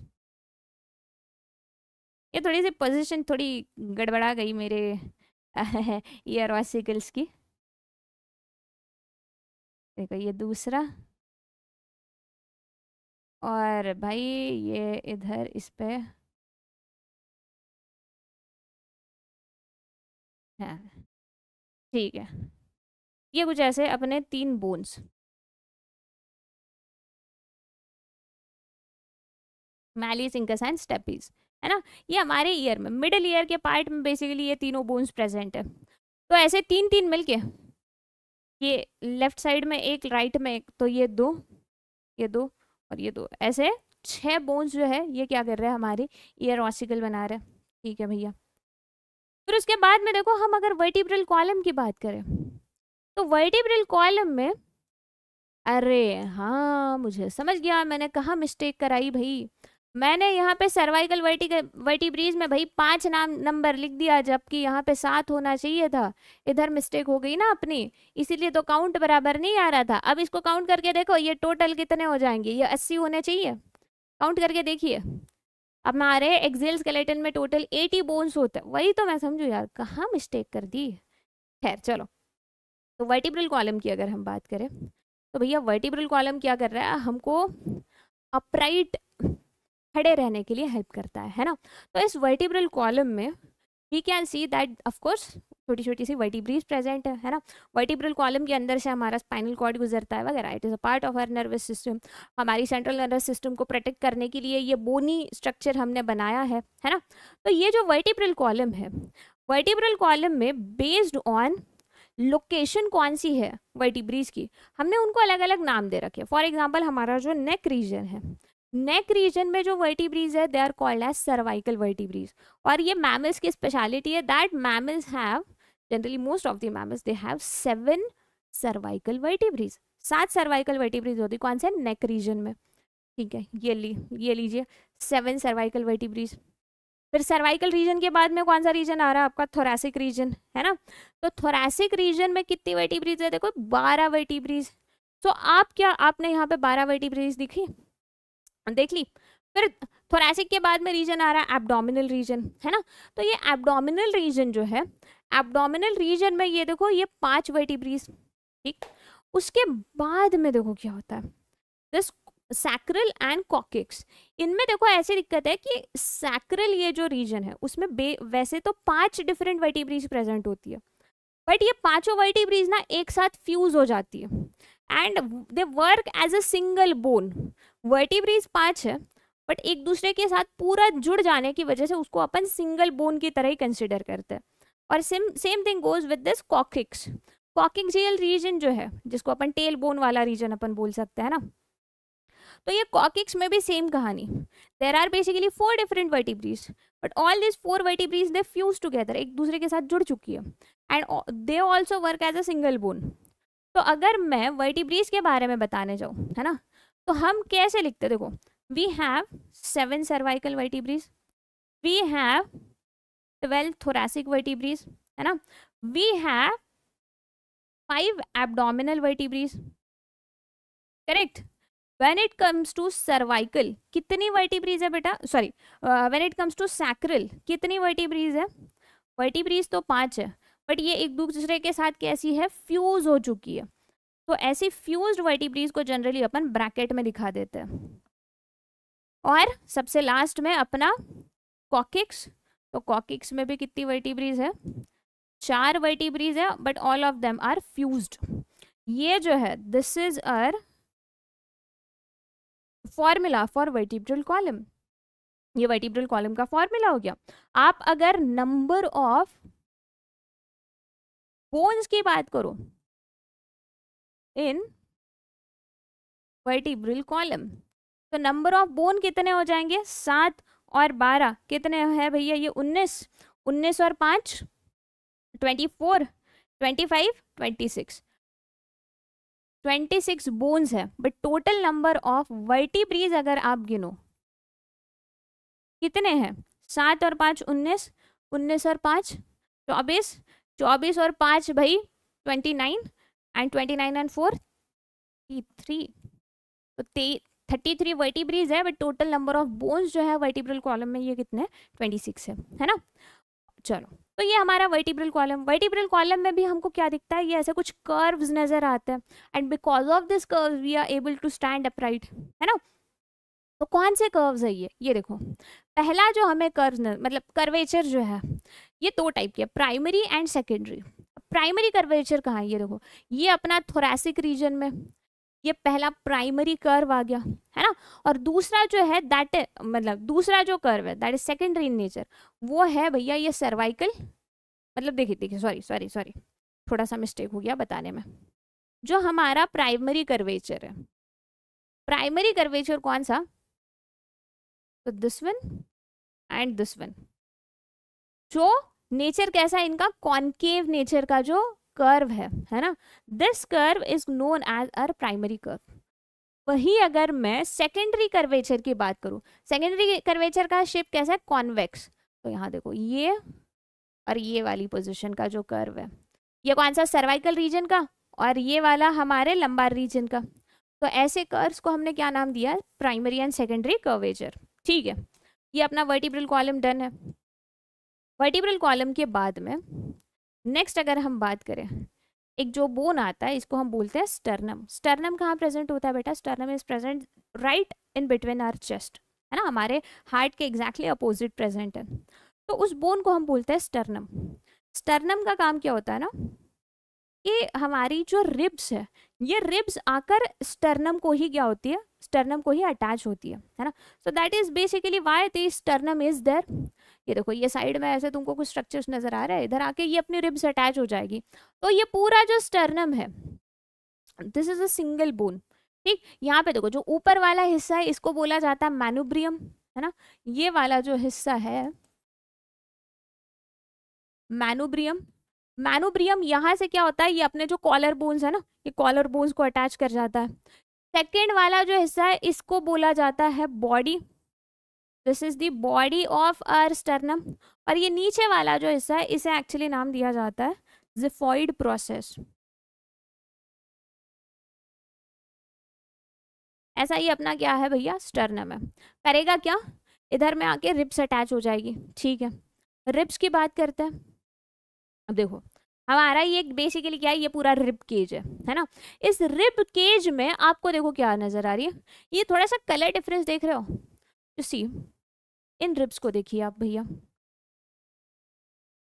ये जो रिब्स है 1 2 3 4 5 6 7, ये जो 7 रिब्स है they are considered as true ribs. ठीक है ना। फिर उसके बाद में ये जो है 8 9 एंड 10, ये जो बाकी चलो दूसरा कलर यूज करते हैं, yes these two 8 9th and 10th, ये जो रिब्स है इनको अपन क्या बोल रहे हैं, they are known as false ribs. और सबसे लास्ट में देखो यार, ये जो सबसे लास्ट वाली जो रिब्स है दीज वन, ये इधर से जो निकली, इनको तो फ्लोटिंग रिब्स बोला जा रहा है। समझे, 3 type of ribs we have. पहली जो है that is true ribs, second जो है उनको हम बोल रहे हैं फॉल्स रिब्स, और तीसरी फ्लोटिंग रिब्स। उसमें भी हमको कुछ नंबर भी, हमने नंबर गिना ना अभी, कितना क्या नंबर गिना भाई, कि लेफ्ट साइड की अगर मैं बात करूं तो ट्रू रिब्स जो है ये कितनी नंबर में है, ये है भाई 7 है ना। वही अगर मैं फॉल्स रिब्स की बात करूं तो फॉल्स रिब्स कितनी है, ये है 3, है ना। और फ्लोटिंग की बात करूं तो फ्लोटिंग रिब्स कितनी नजर आ रही है, फ्लोटिंग रिब्स है 2, है ना। दोनों साइड की टोटल रिब्स अगर आप काउंट करने जाओ तो ये देखो पूरा मिलाकर अपनी 24 रिब्स बन जाएगी, दोनों साइड की मिलाकर। बट भाई हमने इनको ऐसे अजीब गरीब नाम क्यों दे रखे हैं, तो अब तुम ये ऑब्जर्व करो, क्या ऑब्जर्व करना है आपको, ये देखिए when we talk about the true ribs की स्पेशलिटी ऐसी है कि ये क्या करते हैं, they are directly attached with sternum. ये देखो ये स्टर्नम के साथ अटैच हो रही है, ये वाली भी, और ये ब्लू वाला जो स्ट्रक्चर नजर आ रहा है ना, this is actually a type of cartilage. तो बोन्स के बीच में जनरली छोटा सा कार्टिलेज प्रेजेंट होता है ना। तो यहाँ पे ये जो कार्टिलेज है it is known as costal cartilage. ये कोस्टल कार्टिलेज क्या कर रहा है, हमारे रिब्स को अटैच कर रहा है स्टर्नम के साथ। तो देखो ये अपना बराबर से स्टर्नम से अटैच्ड है, this is also attach to sternum, ये भी है, ये भी है, ये भी है, ये भी है, और ये भैया 7वीं भी है, समझे।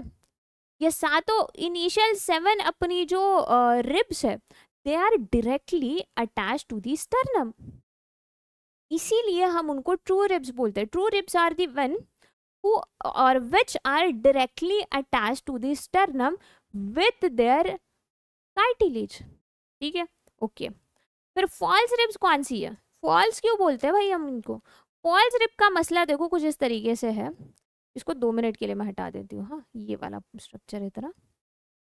फॉल्स रिब का देखो मसला कुछ ऐसा है कि फॉल्स रिब के जो कार्टिलेज है ये भाई डायरेक्टली अटैच नहीं हो रहा है, ये फॉल्स रिब के कार्टिलेज ये ट्रू रिब जो 7वें नंबर की रिब है उसको पहले अटैच होते हैं और बाद में स्टर्नम को जाके मिलते हैं। So, the false ribs are the one whose cartilage do not directly attach to the sternum. The cartilage of false ribs initially attaches to the costal cartilage of 7th rib and through it they attach to the sternum. इसीलिए आपने इसको false rib बोल दिया, है ना। और भाई इन सबको तो छोड़ो, फ्लोटिंग रिब भैया, फ्लोटिंग का मसला इतना अजीब है ना, अजीब मतलब ये भैया चैन से रहती है ये वाली रिब्स। फ्लोटिंग रिब देखो इसको, तो ये देखो इधर है इसका कार्टिलेज, इसको अटैच ही नहीं होना स्टर्नम से, ये ऐसी फ्लोट करते रहती, अटैच ही नहीं होती, है ना। तो floating ribs they do not attach to the sternum, तो इनका नंबर कितना है, लेफ्ट में 2 राइट में 2, तो ये हमारी क्या है, रिब्स है ना। पीछे वाली साइड में रिब्स किससे अटैच होती है, हमारी वर्टिब्रल कॉलम से, और आगे वाली साइड में यहाँ क्या अटैच होती है, हमारे स्टर्नम में, है ना। चलो तो हमने एक्सियल स्केलेटन जो है ये अपना कंप्लीट कर लिया। अब हमको आगे जाके क्या देखना है, अपना अपेंडिकुलर स्केलेटन। एक्सियल स्केलेटन में देखो क्या आ रहा था, हमारा हेड वाला रीजन, है ना, इसमें क्या हमारा स्कल, उसके बाद में ये अपने फेशियल, उसके स्कल नहीं सॉरी, ये अपना cranium, facial bones, year ossicle, hyoid bone, है ना। फिर आपने देखा हमारा वर्टिब्रल कॉलम के बाद में आई हमारी रिब्स, और ये सेंटर में चेस्ट के बीच में जो बोन है that was sternum. These are the bones of our axial skeletal system, है ना, एक्सियल स्केलेटन का पार्ट है। वही अगर मैं अपेंडिकुलर स्केलेटन की बात करूं तो भाई अब इसमें क्या आने वाला है, हमारे लिम्स, है ना, 4 लिम्स, हाइंड लिम्ब, और इनको हमारे एक्सियल स्केलेटन से अटैच करने के लिए ये जो बीच में बोन्स प्रेजेंट होता है ना, जिनको हम गर्डल्स बोलते हैं, तो अब उसके बारे में देखेंगे। तो देखो when it comes to appendicular skeleton कौन से बोन्स है, देखिए जो गर्डल्स है, मतलब यहाँ पे देखो जैसे हमने ये हमारा ये पूरा जो रीजन है, कंधे वाला जो रीजन है ना, यहाँ से तो हाथ है, रिब्स नीचे है ना, वर्टिब्रल कॉलम पीछे है, बट ये कंधा वाला रीजन है, जो पीछे की पीठ वाले जो बोन्स ऐसे बाहर निकले होते हैं ना कुछ लोगों के, तो वो भैया ये किसका पार्ट है, वो हमारे गर्डल्स का पार्ट है, उसको हम बोलते हैं पेक्टोरल गर्डल। सिमिलरली हमारे पैर भाई वर्टिब्रल कॉलम में तो अटैच नहीं है, हमारा जो वेस्ट का रीजन होता है उस वेस्ट रीजन में भी कुछ बोन्स है, तो वो जो बोन है उनको हम बोलते हैं पेल्विक गर्डल। तो पेक्टोरल एंड पेल्विक गर्डल जो है these are used for attachment of limbs. और लिम्स जो है इसमें क्या है, fore limb and hind limbs है। फोर लिम जो है भैया, फोर लिम में कौन से बोन्स है, हाइंड लिम्स में कौन से है, इसको अपन डिटेल में समझ लेंगे, एक एक करके देखते हैं। देखो पहले पेक्टोरल गर्डल की अगर मैं बात करूँ तो पेक्टोरल गर्डल मैंने तुमको ऑलरेडी बताया, ये कौन सा वाला गर्डल है जिसमें हमारे क्या अटैच होंगे, आर्म्स अटैच होंगी, है ना, फोर लिम्स अटैच होंगी। तो पेक्टोरल गर्डल के दो इंपॉर्टेंट हिस्से कौन से, ये वाला बोन देखो यार, ये क्या कर रहा है, ये आपका ये कॉलर बोन बनाता है ना। तो कॉलर बोन का ही नाम क्या है, it is known as clavicle. तो ये हो गया अपना क्लैविकल यहाँ पे। अब क्लैविकल जो है इधर तक खत्म हो जाएगा, है ना। अब क्लैविकल से एक ऐसा ये जो अपना स्ट्रक्चर है ये पीछे की साइड में जा रहा है, उसको बोला जाता है एक्रोमिनियन प्रोसेस। उसको हमने एक्रोमिनियन प्रोसेस बोल दिया, ठीक है। फिर देखो ये पीठ के साइड में जो ऐसे बाहर उभरे हुए बोन्स नजर आते हैं उसे बोला जाता है दिस, मतलब वो ये वाला बोन है जिसको हम बोलते हैं स्कैप्यूला। तो आप क्या बोलोगे, हमारा जो पेक्टोरल गर्डल है, पेक्टोरल गर्डल में पहला बोन कौन सा है भैया, क्लैविकल, और दूसरा जो है दैट इज स्कैप्यूला, है ना। ऐसे दो बोन्स जो है हमारे एक साइड में प्रेजेंट है, लेफ्ट साइड में। तो आपने क्या लिख दिया भैया, पेक्टोरल गर्डल में लेफ्ट साइड में क्या है, क्लैविकल, और अरे टोटल दो क्लैविकल लेफ्ट और राइट मिला के, और स्कैप्यूला लेफ्ट और राइट मिला के टोटल दो। तो ऐसे चार बोन्स कौन से हो गए हमारे पेक्टोरल गर्डल में, है ना, लेफ्ट एंड राइट साइड के। एक याद रखना है ये नाम, जिसका नाम है ग्लिनोइड कैविटी। हमारा ये जो पेक्टोरल गर्डल होता है उसमें एक ऐसी जगह होती है जहाँ पे आके ये हमारा आम का जो बोन है, ये ऊपर वाला जिसे हम ह्यूमरस बोलते हैं, ये ह्यूमरस जाके अटैच होता है, that is known as glenoid cavity, है ना। चलिए फिर उसके बाद में देखो फोर लिम्स की बात करते हैं अपन। देखिए अब अपनी जो फोर लिम्स है भैया, फोर लिम्स में दिस बोन, ये लॉन्ग बोन जो है इसको हम क्या बोलेंगे, this is known as humerus, है ना, यानी है क्या, हाँ ये देखिए ना, ये हमारा ह्यूमरस। ह्यूमरस में देखो हेड रीजन, शाफ्ट और उसका ट्रॉक्लिया, ऐसे तीन हिस्सों में आप इसको डिवाइड कर सकते हो, फाइन। तो हमारा जो अपर आर्म है, अपर आर्म में जो बोन है दैट इज ह्यूमरस। फिर उसके बाद में ये हमारी जो लोअर आर्म है, यहाँ पर जो हमें बोन्स नजर आते हैं, we have two different bones.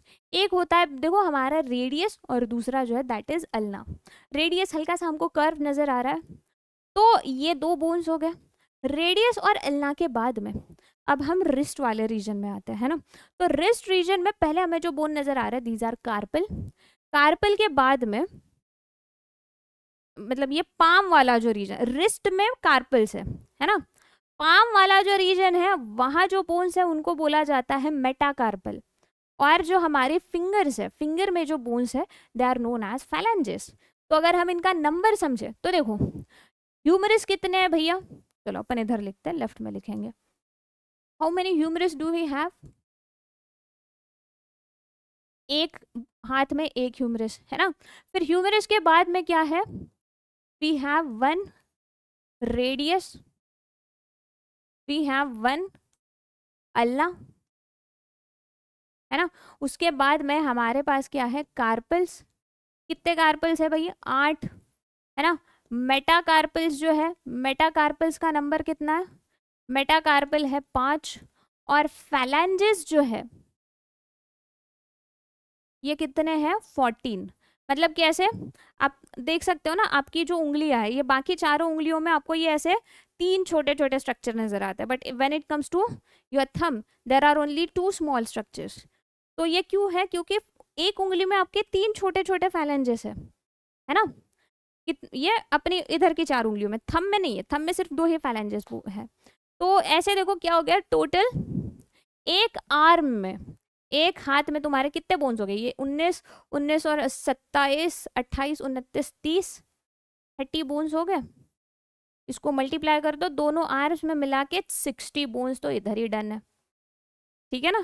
चलिए फिर उसके बाद पेल्विक गर्डल देखो यार, जो पेल्विक गर्डल है, पेल्विक गर्डल को मैंने क्या बताया, ये कहाँ पे अटैच हो रहा है, मतलब ये क्या करने वाला है, यहाँ आपकी लोअर लिम्स जो है, पैर अटैच होंगे, है ना, पैरों के बोन्स यहाँ अटैच होंगे। तो अब हमारा जो पेल्विक गर्डल है, it is made from left and right pelvic bone, दो ही बोन्स प्रेजेंट होते हैं। बट इस बोन्स को भी अगर हम थोड़ा और अच्छे से देखें तो these bones are actually fused with one another, fusion हो चुका है कौन से बोन्स का, मतलब ये एक सिंगल पेल्विक गर्डल में, ये लेट अस से this is left pelvic girdle, this is right pelvic girdle.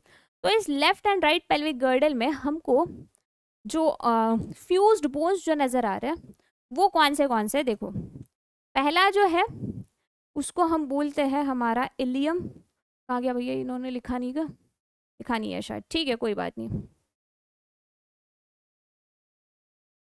अपन नाम दे देते हैं, इन्होंने नहीं लिखा तो हमको क्या फर्क पड़ रहा है। ये देखो इसको बोला जाता है इलियम, ये वाला जो है ये है इशियम, और ये जो बोन है इसे बोला जाता है प्यूबिस, है ना। तो by the fusion of this three bones क्या बन रहा है, एक आपका पेल्विक बोन बन रहा है ना। तो आप बोल सकते हो कि पेल्विक गर्डल जो है, ये पूरा structure, this pelvic girdle contains how many bones, 2 pelvic bones, है ना, यहाँ पे 2 पेल्विक बोन्स है, हर एक बोन में और 3 छोटे छोटे बोन्स का क्या हो चुका है, फ्यूजन हो चुका है ना। चलिए अब देखो पेल्विक गर्डल में सिर्फ इतने ही नहीं आते, ये वाला अपना सैक्रम भी आता है और छोटा वाला कॉक्सिक्स भी आता है, बट उसका नंबर अपन ने ऑलरेडी कहाँ गिना है, वर्टिब्रल कॉलम में, तब इनको दोबारा अपन नहीं गिनेंगे, है ना। तो ये जो है this is our pelvic girdle, ये दोनों पेल्विक गर्डल को एक दूसरे के साथ ज्वाइन करने के लिए यहाँ पर एक स्पेशल टाइप का कनेक्शन होता है, इसे हम प्यूबिक सिम्फाइसिस बोलते हैं, this is a special type of joint, almost immovable type का जॉइंट नजर आता है हमें, ठीक है। फिर उसके बाद में हाइंड लिम्स की बात करते हैं। अब भाई हाइंड लिम्स जो है, हाइंड लिम्स में देखो हमें कौन से, मतलब हमारे पैरों में कौन से बोन्स नजर आ रहे हैं, जो थाई बोन है उसको हम बोल रहे हैं फीमर।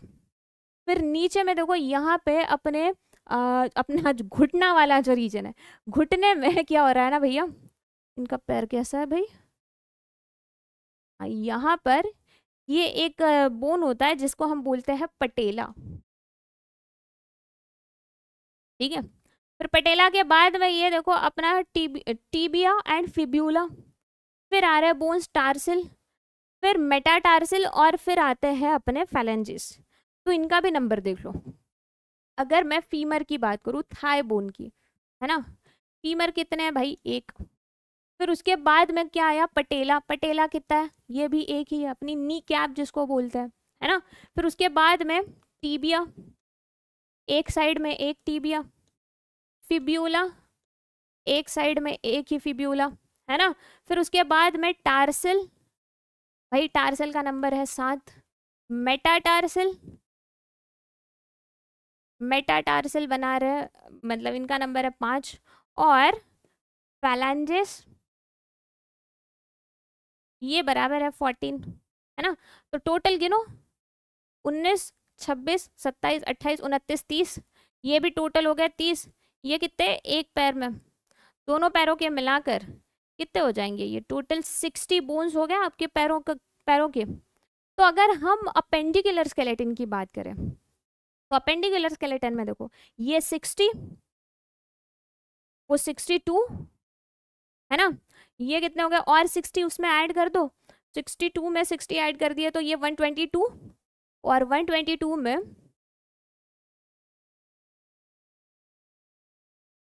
एक सेकंड भाई, मेरे को ऐसा क्यों लग रहा है कि मैं कुछ गड़बड़ कर रही हूँ।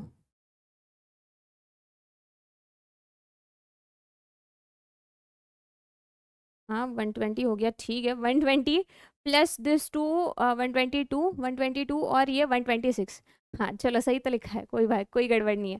तो टोटल बोन्स देखो कितने हो गए हमारे अपेंडिकुलर स्केलेटन के, 126 बोन्स हो गए, है ना। अगर हम एक्सियल बोन्स की बात करते हैं, तो एक्सियल स्केलेटन में हमें टोटल नंबर ऑफ बोन्स कितने नजर आए थे, ये नजर आए थे 80, है ना। अपेंडिकुलर स्केलेटन में हमको टोटल नंबर ऑफ बोन्स कितना नजर आ रहा है, ये नजर आ रहा है भाई 126। आजा भाई, आ गया है ना, ये 126, तो 80 प्लस 126 ये हो जा रहा है क्या बराबर 206 हो गए। तो we have 206 bones in general, in total, है ना। चलिए फिर उसके बाद देखो नेक्स्ट जो अपना पॉइंट है दैट इज जॉइंट्स, है ना। अब जॉइंट्स जो है अगेन ये इसके बारे में अगर मैं इंफॉर्मेशन बताऊँ, अगेन दिस इज ऑल मतलब एकदम याद करने जैसी इंफॉर्मेशन है, बट ठीक है चलो इसको एक बार जल्दी से अपन देख लेते हैं। Now when it comes to type of joints, type of joints देखो 3 टाइप के जॉइंट्स हैं, कौन से, फाइब्रस जॉइंट्स, कार्टिलेजिनस जॉइंट और सिनोवियल जॉइंट। जो फाइब्रस जॉइंट है इनको ही हम आर्थ्रोसिस बोलते हैं, almost immovable type of joint, बिल्कुल भी मूवमेंट अलाउ नहीं करते। कार्टिलेजिनस जॉइंट जो है हल्की फुल्की मूवमेंट हो सकती है। सिनोवियल जॉइंट ये फ्रीली मूवेबल जॉइंट्स है ना, इनको अपन फ्रीली मूवेबल जॉइंट्स ऐसा नाम देते हैं। तो अगर मैं फाइब्रस जॉइंट की बात करूं तो फाइब्रस जॉइंट में देखो हमको 3 टाइप के जॉइंट्स, उसको भी 3 टाइप्स में कैटेगराइज किया जाता है, जैसे सचर, सिंडेस्मोसिस एंड गॉम्फोसिस। अब देखो सचर, सचर हमने कहाँ देखा था, जो हमारे क्रैनियल बोन्स है, क्रैनियल बोन्स के बीच में जो फाइब्रस टाइप का जॉइंट है उसे बोला जाता है सचर, है ना। There will be zero movement, ये बोन्स जो है ये एक दूसरे के साथ कुछ इस तरीके से अटैच है that no movement will be allowed, है ना। सिंडेस्मोसिस जो है, सिंडेस्मोसिस कहाँ नजर आता है, फॉर एग्जाम्पल 2 बोन्स जो है, तो बेसिकली फाइब्रस जॉइंट बोल दो तो भाई ये इमूवेबल ही जॉइंट होगा, है ना। अब जैसे हमारा आर्म है, आर्म में कौन से, ये लोअर वाला आर्म जो है रेडियस एंड अल्ना हमको दिखा था। सिमिलरली अपना जो पैर है, पैर में हमको टिबिया एंड फिबुला दिखा था। तो ऐसे ये 2 बोन्स के बीच में जो जॉइंट बनता है वो है हमारा सिंडेस्मोसिस, है ना। कहाँ बन रहा है, रेडियस और अल्ना के बीच में, या फिर टिबिया एंड फिबुला के बीच में, सो दैट उनकी पोजीशन जो है ये बराबर से बनी रहे, नहीं तो पूरा रेडियस अल्ना गोल गोल गोल गोल घूमेगा भैया हमारे हाथ में, है ना। चलो मतलब हमारे बोन की पोजीशन बराबर से बनाए रखने के लिए।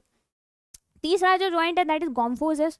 गॉम्फोसिस की स्पेशलिटी कैसी होती है कि ये क्या करेंगे, ऑलमोस्ट एक कैविटी टाइप का स्ट्रक्चर मतलब प्रोवाइड करेंगे, उसमें दूसरा कोई स्ट्रक्चर आके अटैच होगा, जैसे तुम्हारे दांत, दांत कहाँ जाके अटैच होते हैं, आपके जॉ सॉकेट में, है ना। जॉ वाला जो बोन है हमारा, ये मैंडिबल और ऊपर का मैक्सिला, वहाँ अटैच हो जाता है ना।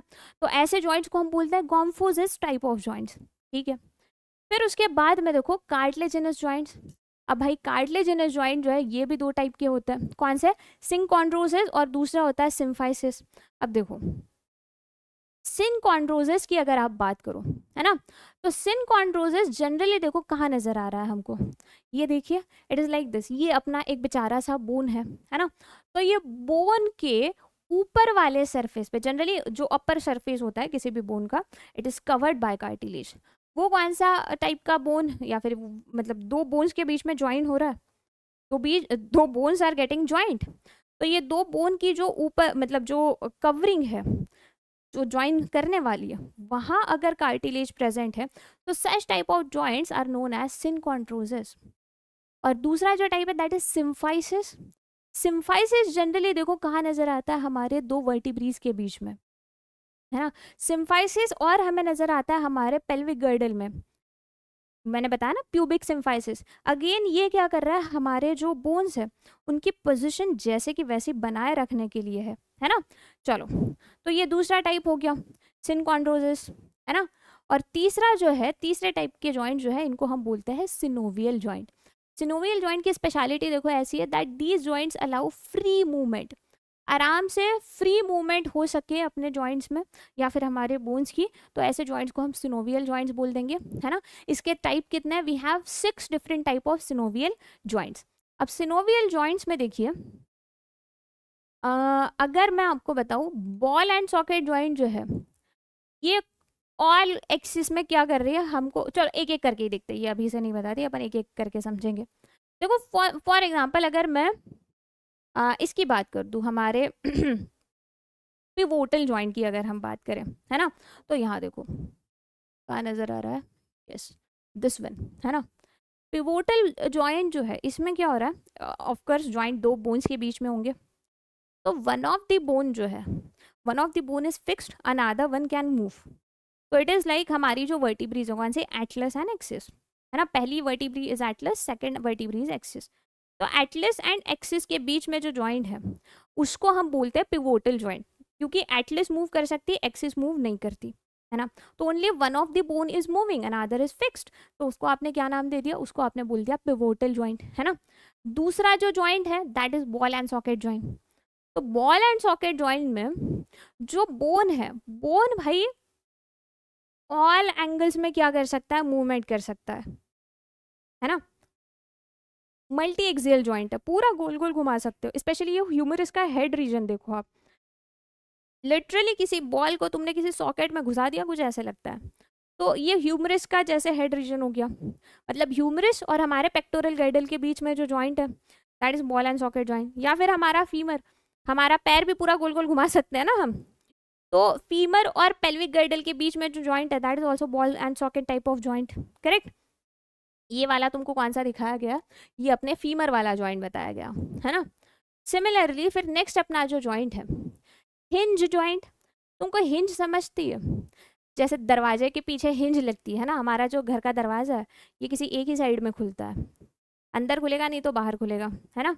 तो हिंज जॉइंट क्या कर रहा है, आपके बोन्स को किसी एक ही डायरेक्शन में मूवमेंट अलाउ कर रहा है। फॉर एग्जाम्पल आप ये वाला जॉइंट देखो, एल्बो जॉइंट, आपका जो हाथ है आप सिर्फ ऊपर और नीचे ऐसे ही घुमा सकते हो, है ना, मतलब ये इसी एक्सिस में घूम रहा है, इस पॉइंट से लेकर तुम्हारे हाथ को ऐसे नीचे मोड़ सकते हो क्या, तुम नहीं मोड़ सकते, क्योंकि यहाँ पे क्या है, हिंज है भैया, हिंज जॉइंट है, एक सिंगल एक्सिस में मूवमेंट करा रहा है ये। ऐसे जॉइंट को हमने क्या बोल दिया, हिंज जॉइंट बोल दिया। कहाँ है आपकी एल्बो के बीच में, वो देखिए भैया सिंगल, ये देखो ना यहाँ हमको नजर आ रहा है, it allows movement in only single axis, ठीक है।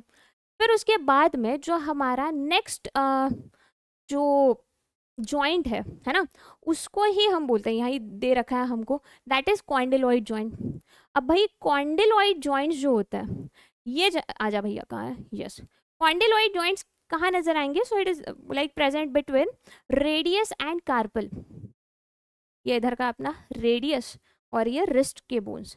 यहाँ आपके रिस्ट जो है ऊपर और नीचे मतलब थोड़ी बहुत यहाँ पे एक एक्सिस में मूवमेंट हो रही है, इधर वाले एक्सिस में भी हल्की फुल्की मूवमेंट होती है ना। तो बाय एक्सियल मूवमेंट जो है ये अलाउ करने वाले जो जॉइंट्स है दैट इज कॉन्डिलॉइड जॉइंट्स, है ना। चलो which is present between your wrist bones that is carpal and your radius, ठीक है।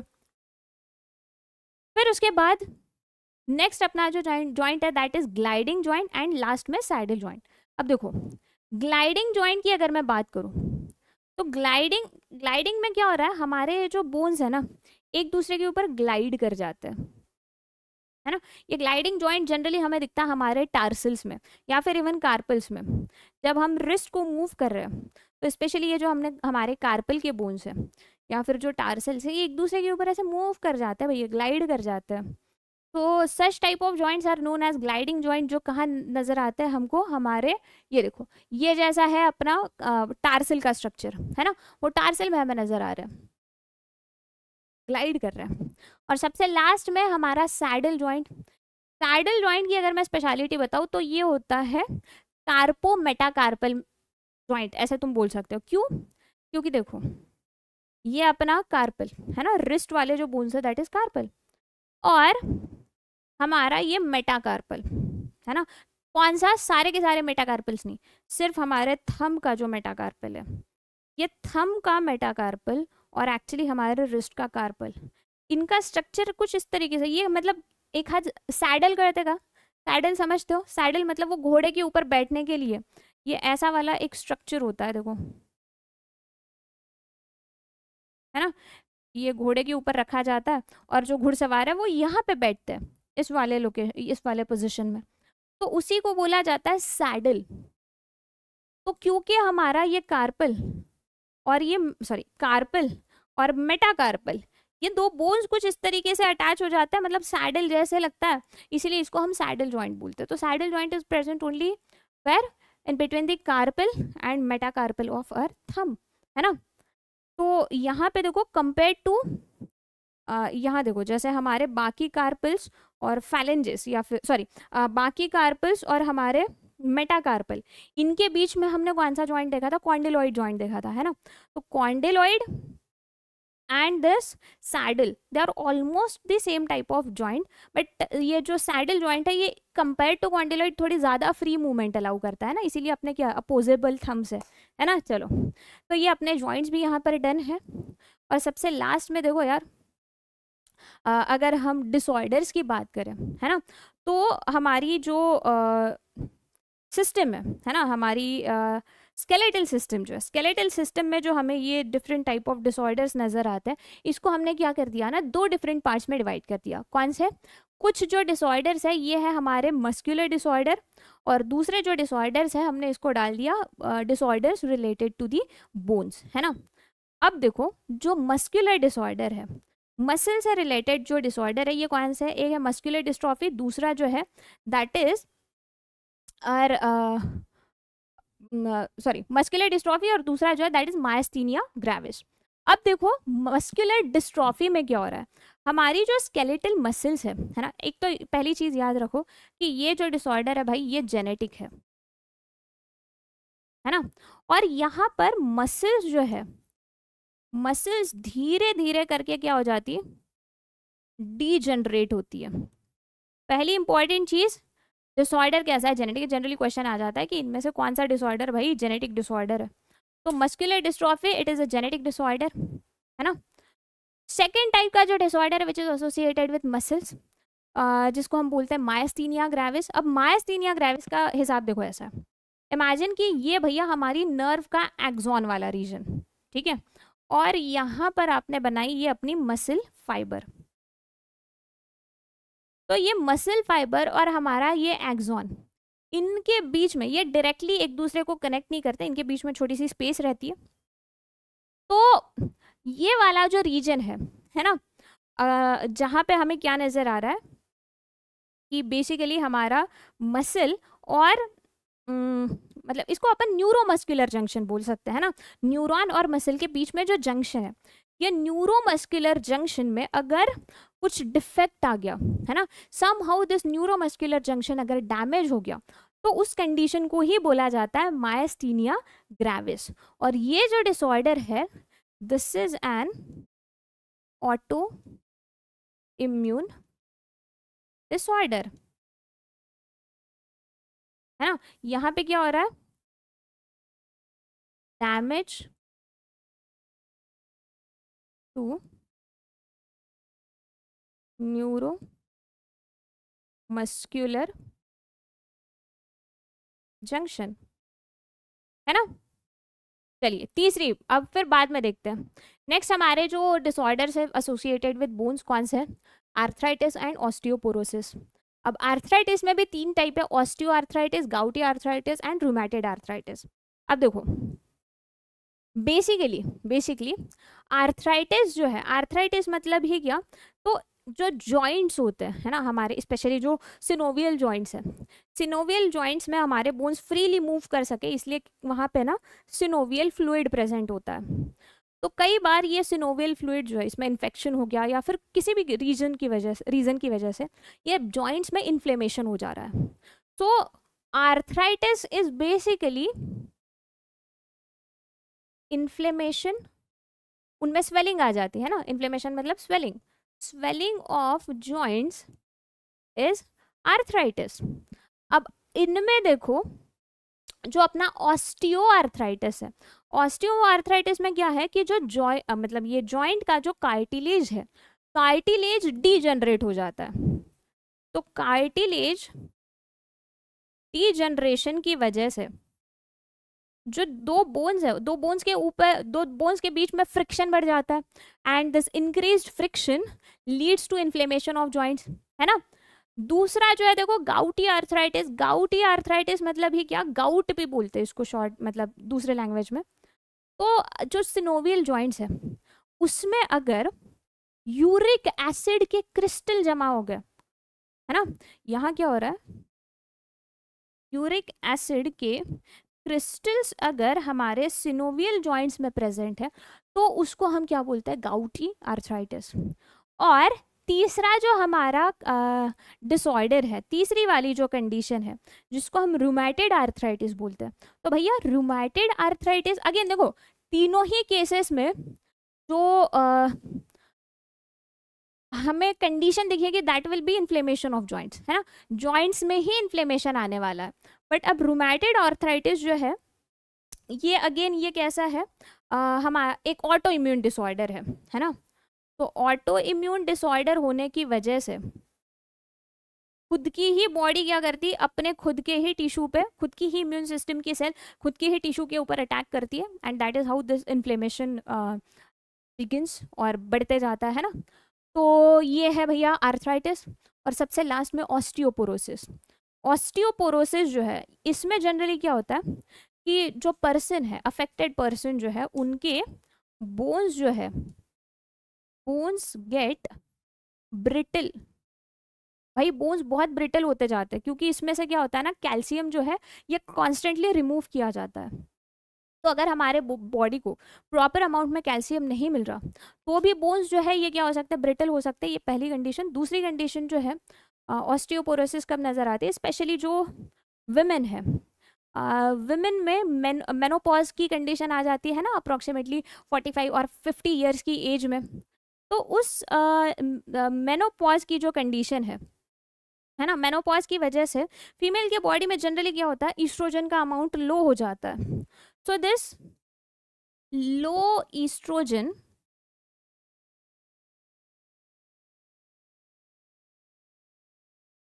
इन विमेन, है ना, which are above the age of 45 और 50, ये क्या कर सकती है, ये ऑस्टियोपोरोसिस की कंडीशन को फेस कर सकती है ना। तो ऐसे ही क्या है, these are different disorder which are associated with our skeletal system, है ना। कुछ डिसऑर्डर हमारे मसल से एसोसिएटेड है, कुछ डिसऑर्डर हमारे बोन से एसोसिएटेड है, करेक्ट। तो बस इतना ही हमको इस लेसन में पढ़ना था, यही तक अब आज का हमारा टॉपिक था, है ना। आई होप आपको समझ गया हो because this was almost a revision lecture, है ना। अब देखिए आपका again if you want to practice for this lesson, DPP जो है हमारे ऐप के ऊपर अवेलेबल है ना। You can go on the app और DPP सॉल्व कर सकते हो। नोट्स भी हमारे PW के ऐप में अभियान 2.0 अभियान महाराष्ट्र 2.0 बैच सर्च कर लीजिए, वहाँ आपको नोट्स भी मिल जाएगी, है ना। Notes I think they are also available on our Telegram channel जिसकी लिंक ऑलरेडी हमारे डिस्क्रिप्शन बॉक्स में। तो you can go through the notes, you can go through the DPPs, you can go through the lecture on our app as well as on our telegram channel, correct. तो आज के लिए यहीं पे रुकते हैं, कुछ डाउट्स है तो बिल्कुल कमेंट सेक्शन में डाल दीजिए। और this was the last lecture of our अभियान महाराष्ट्र 2.0। तो होपफुली ऐसे ही मतलब आपके बेटरमेंट के लिए और आपकी प्रिपरेशन के लिए हम नए नए लेसन लेके आते रहेंगे। So till then thank you and all the best.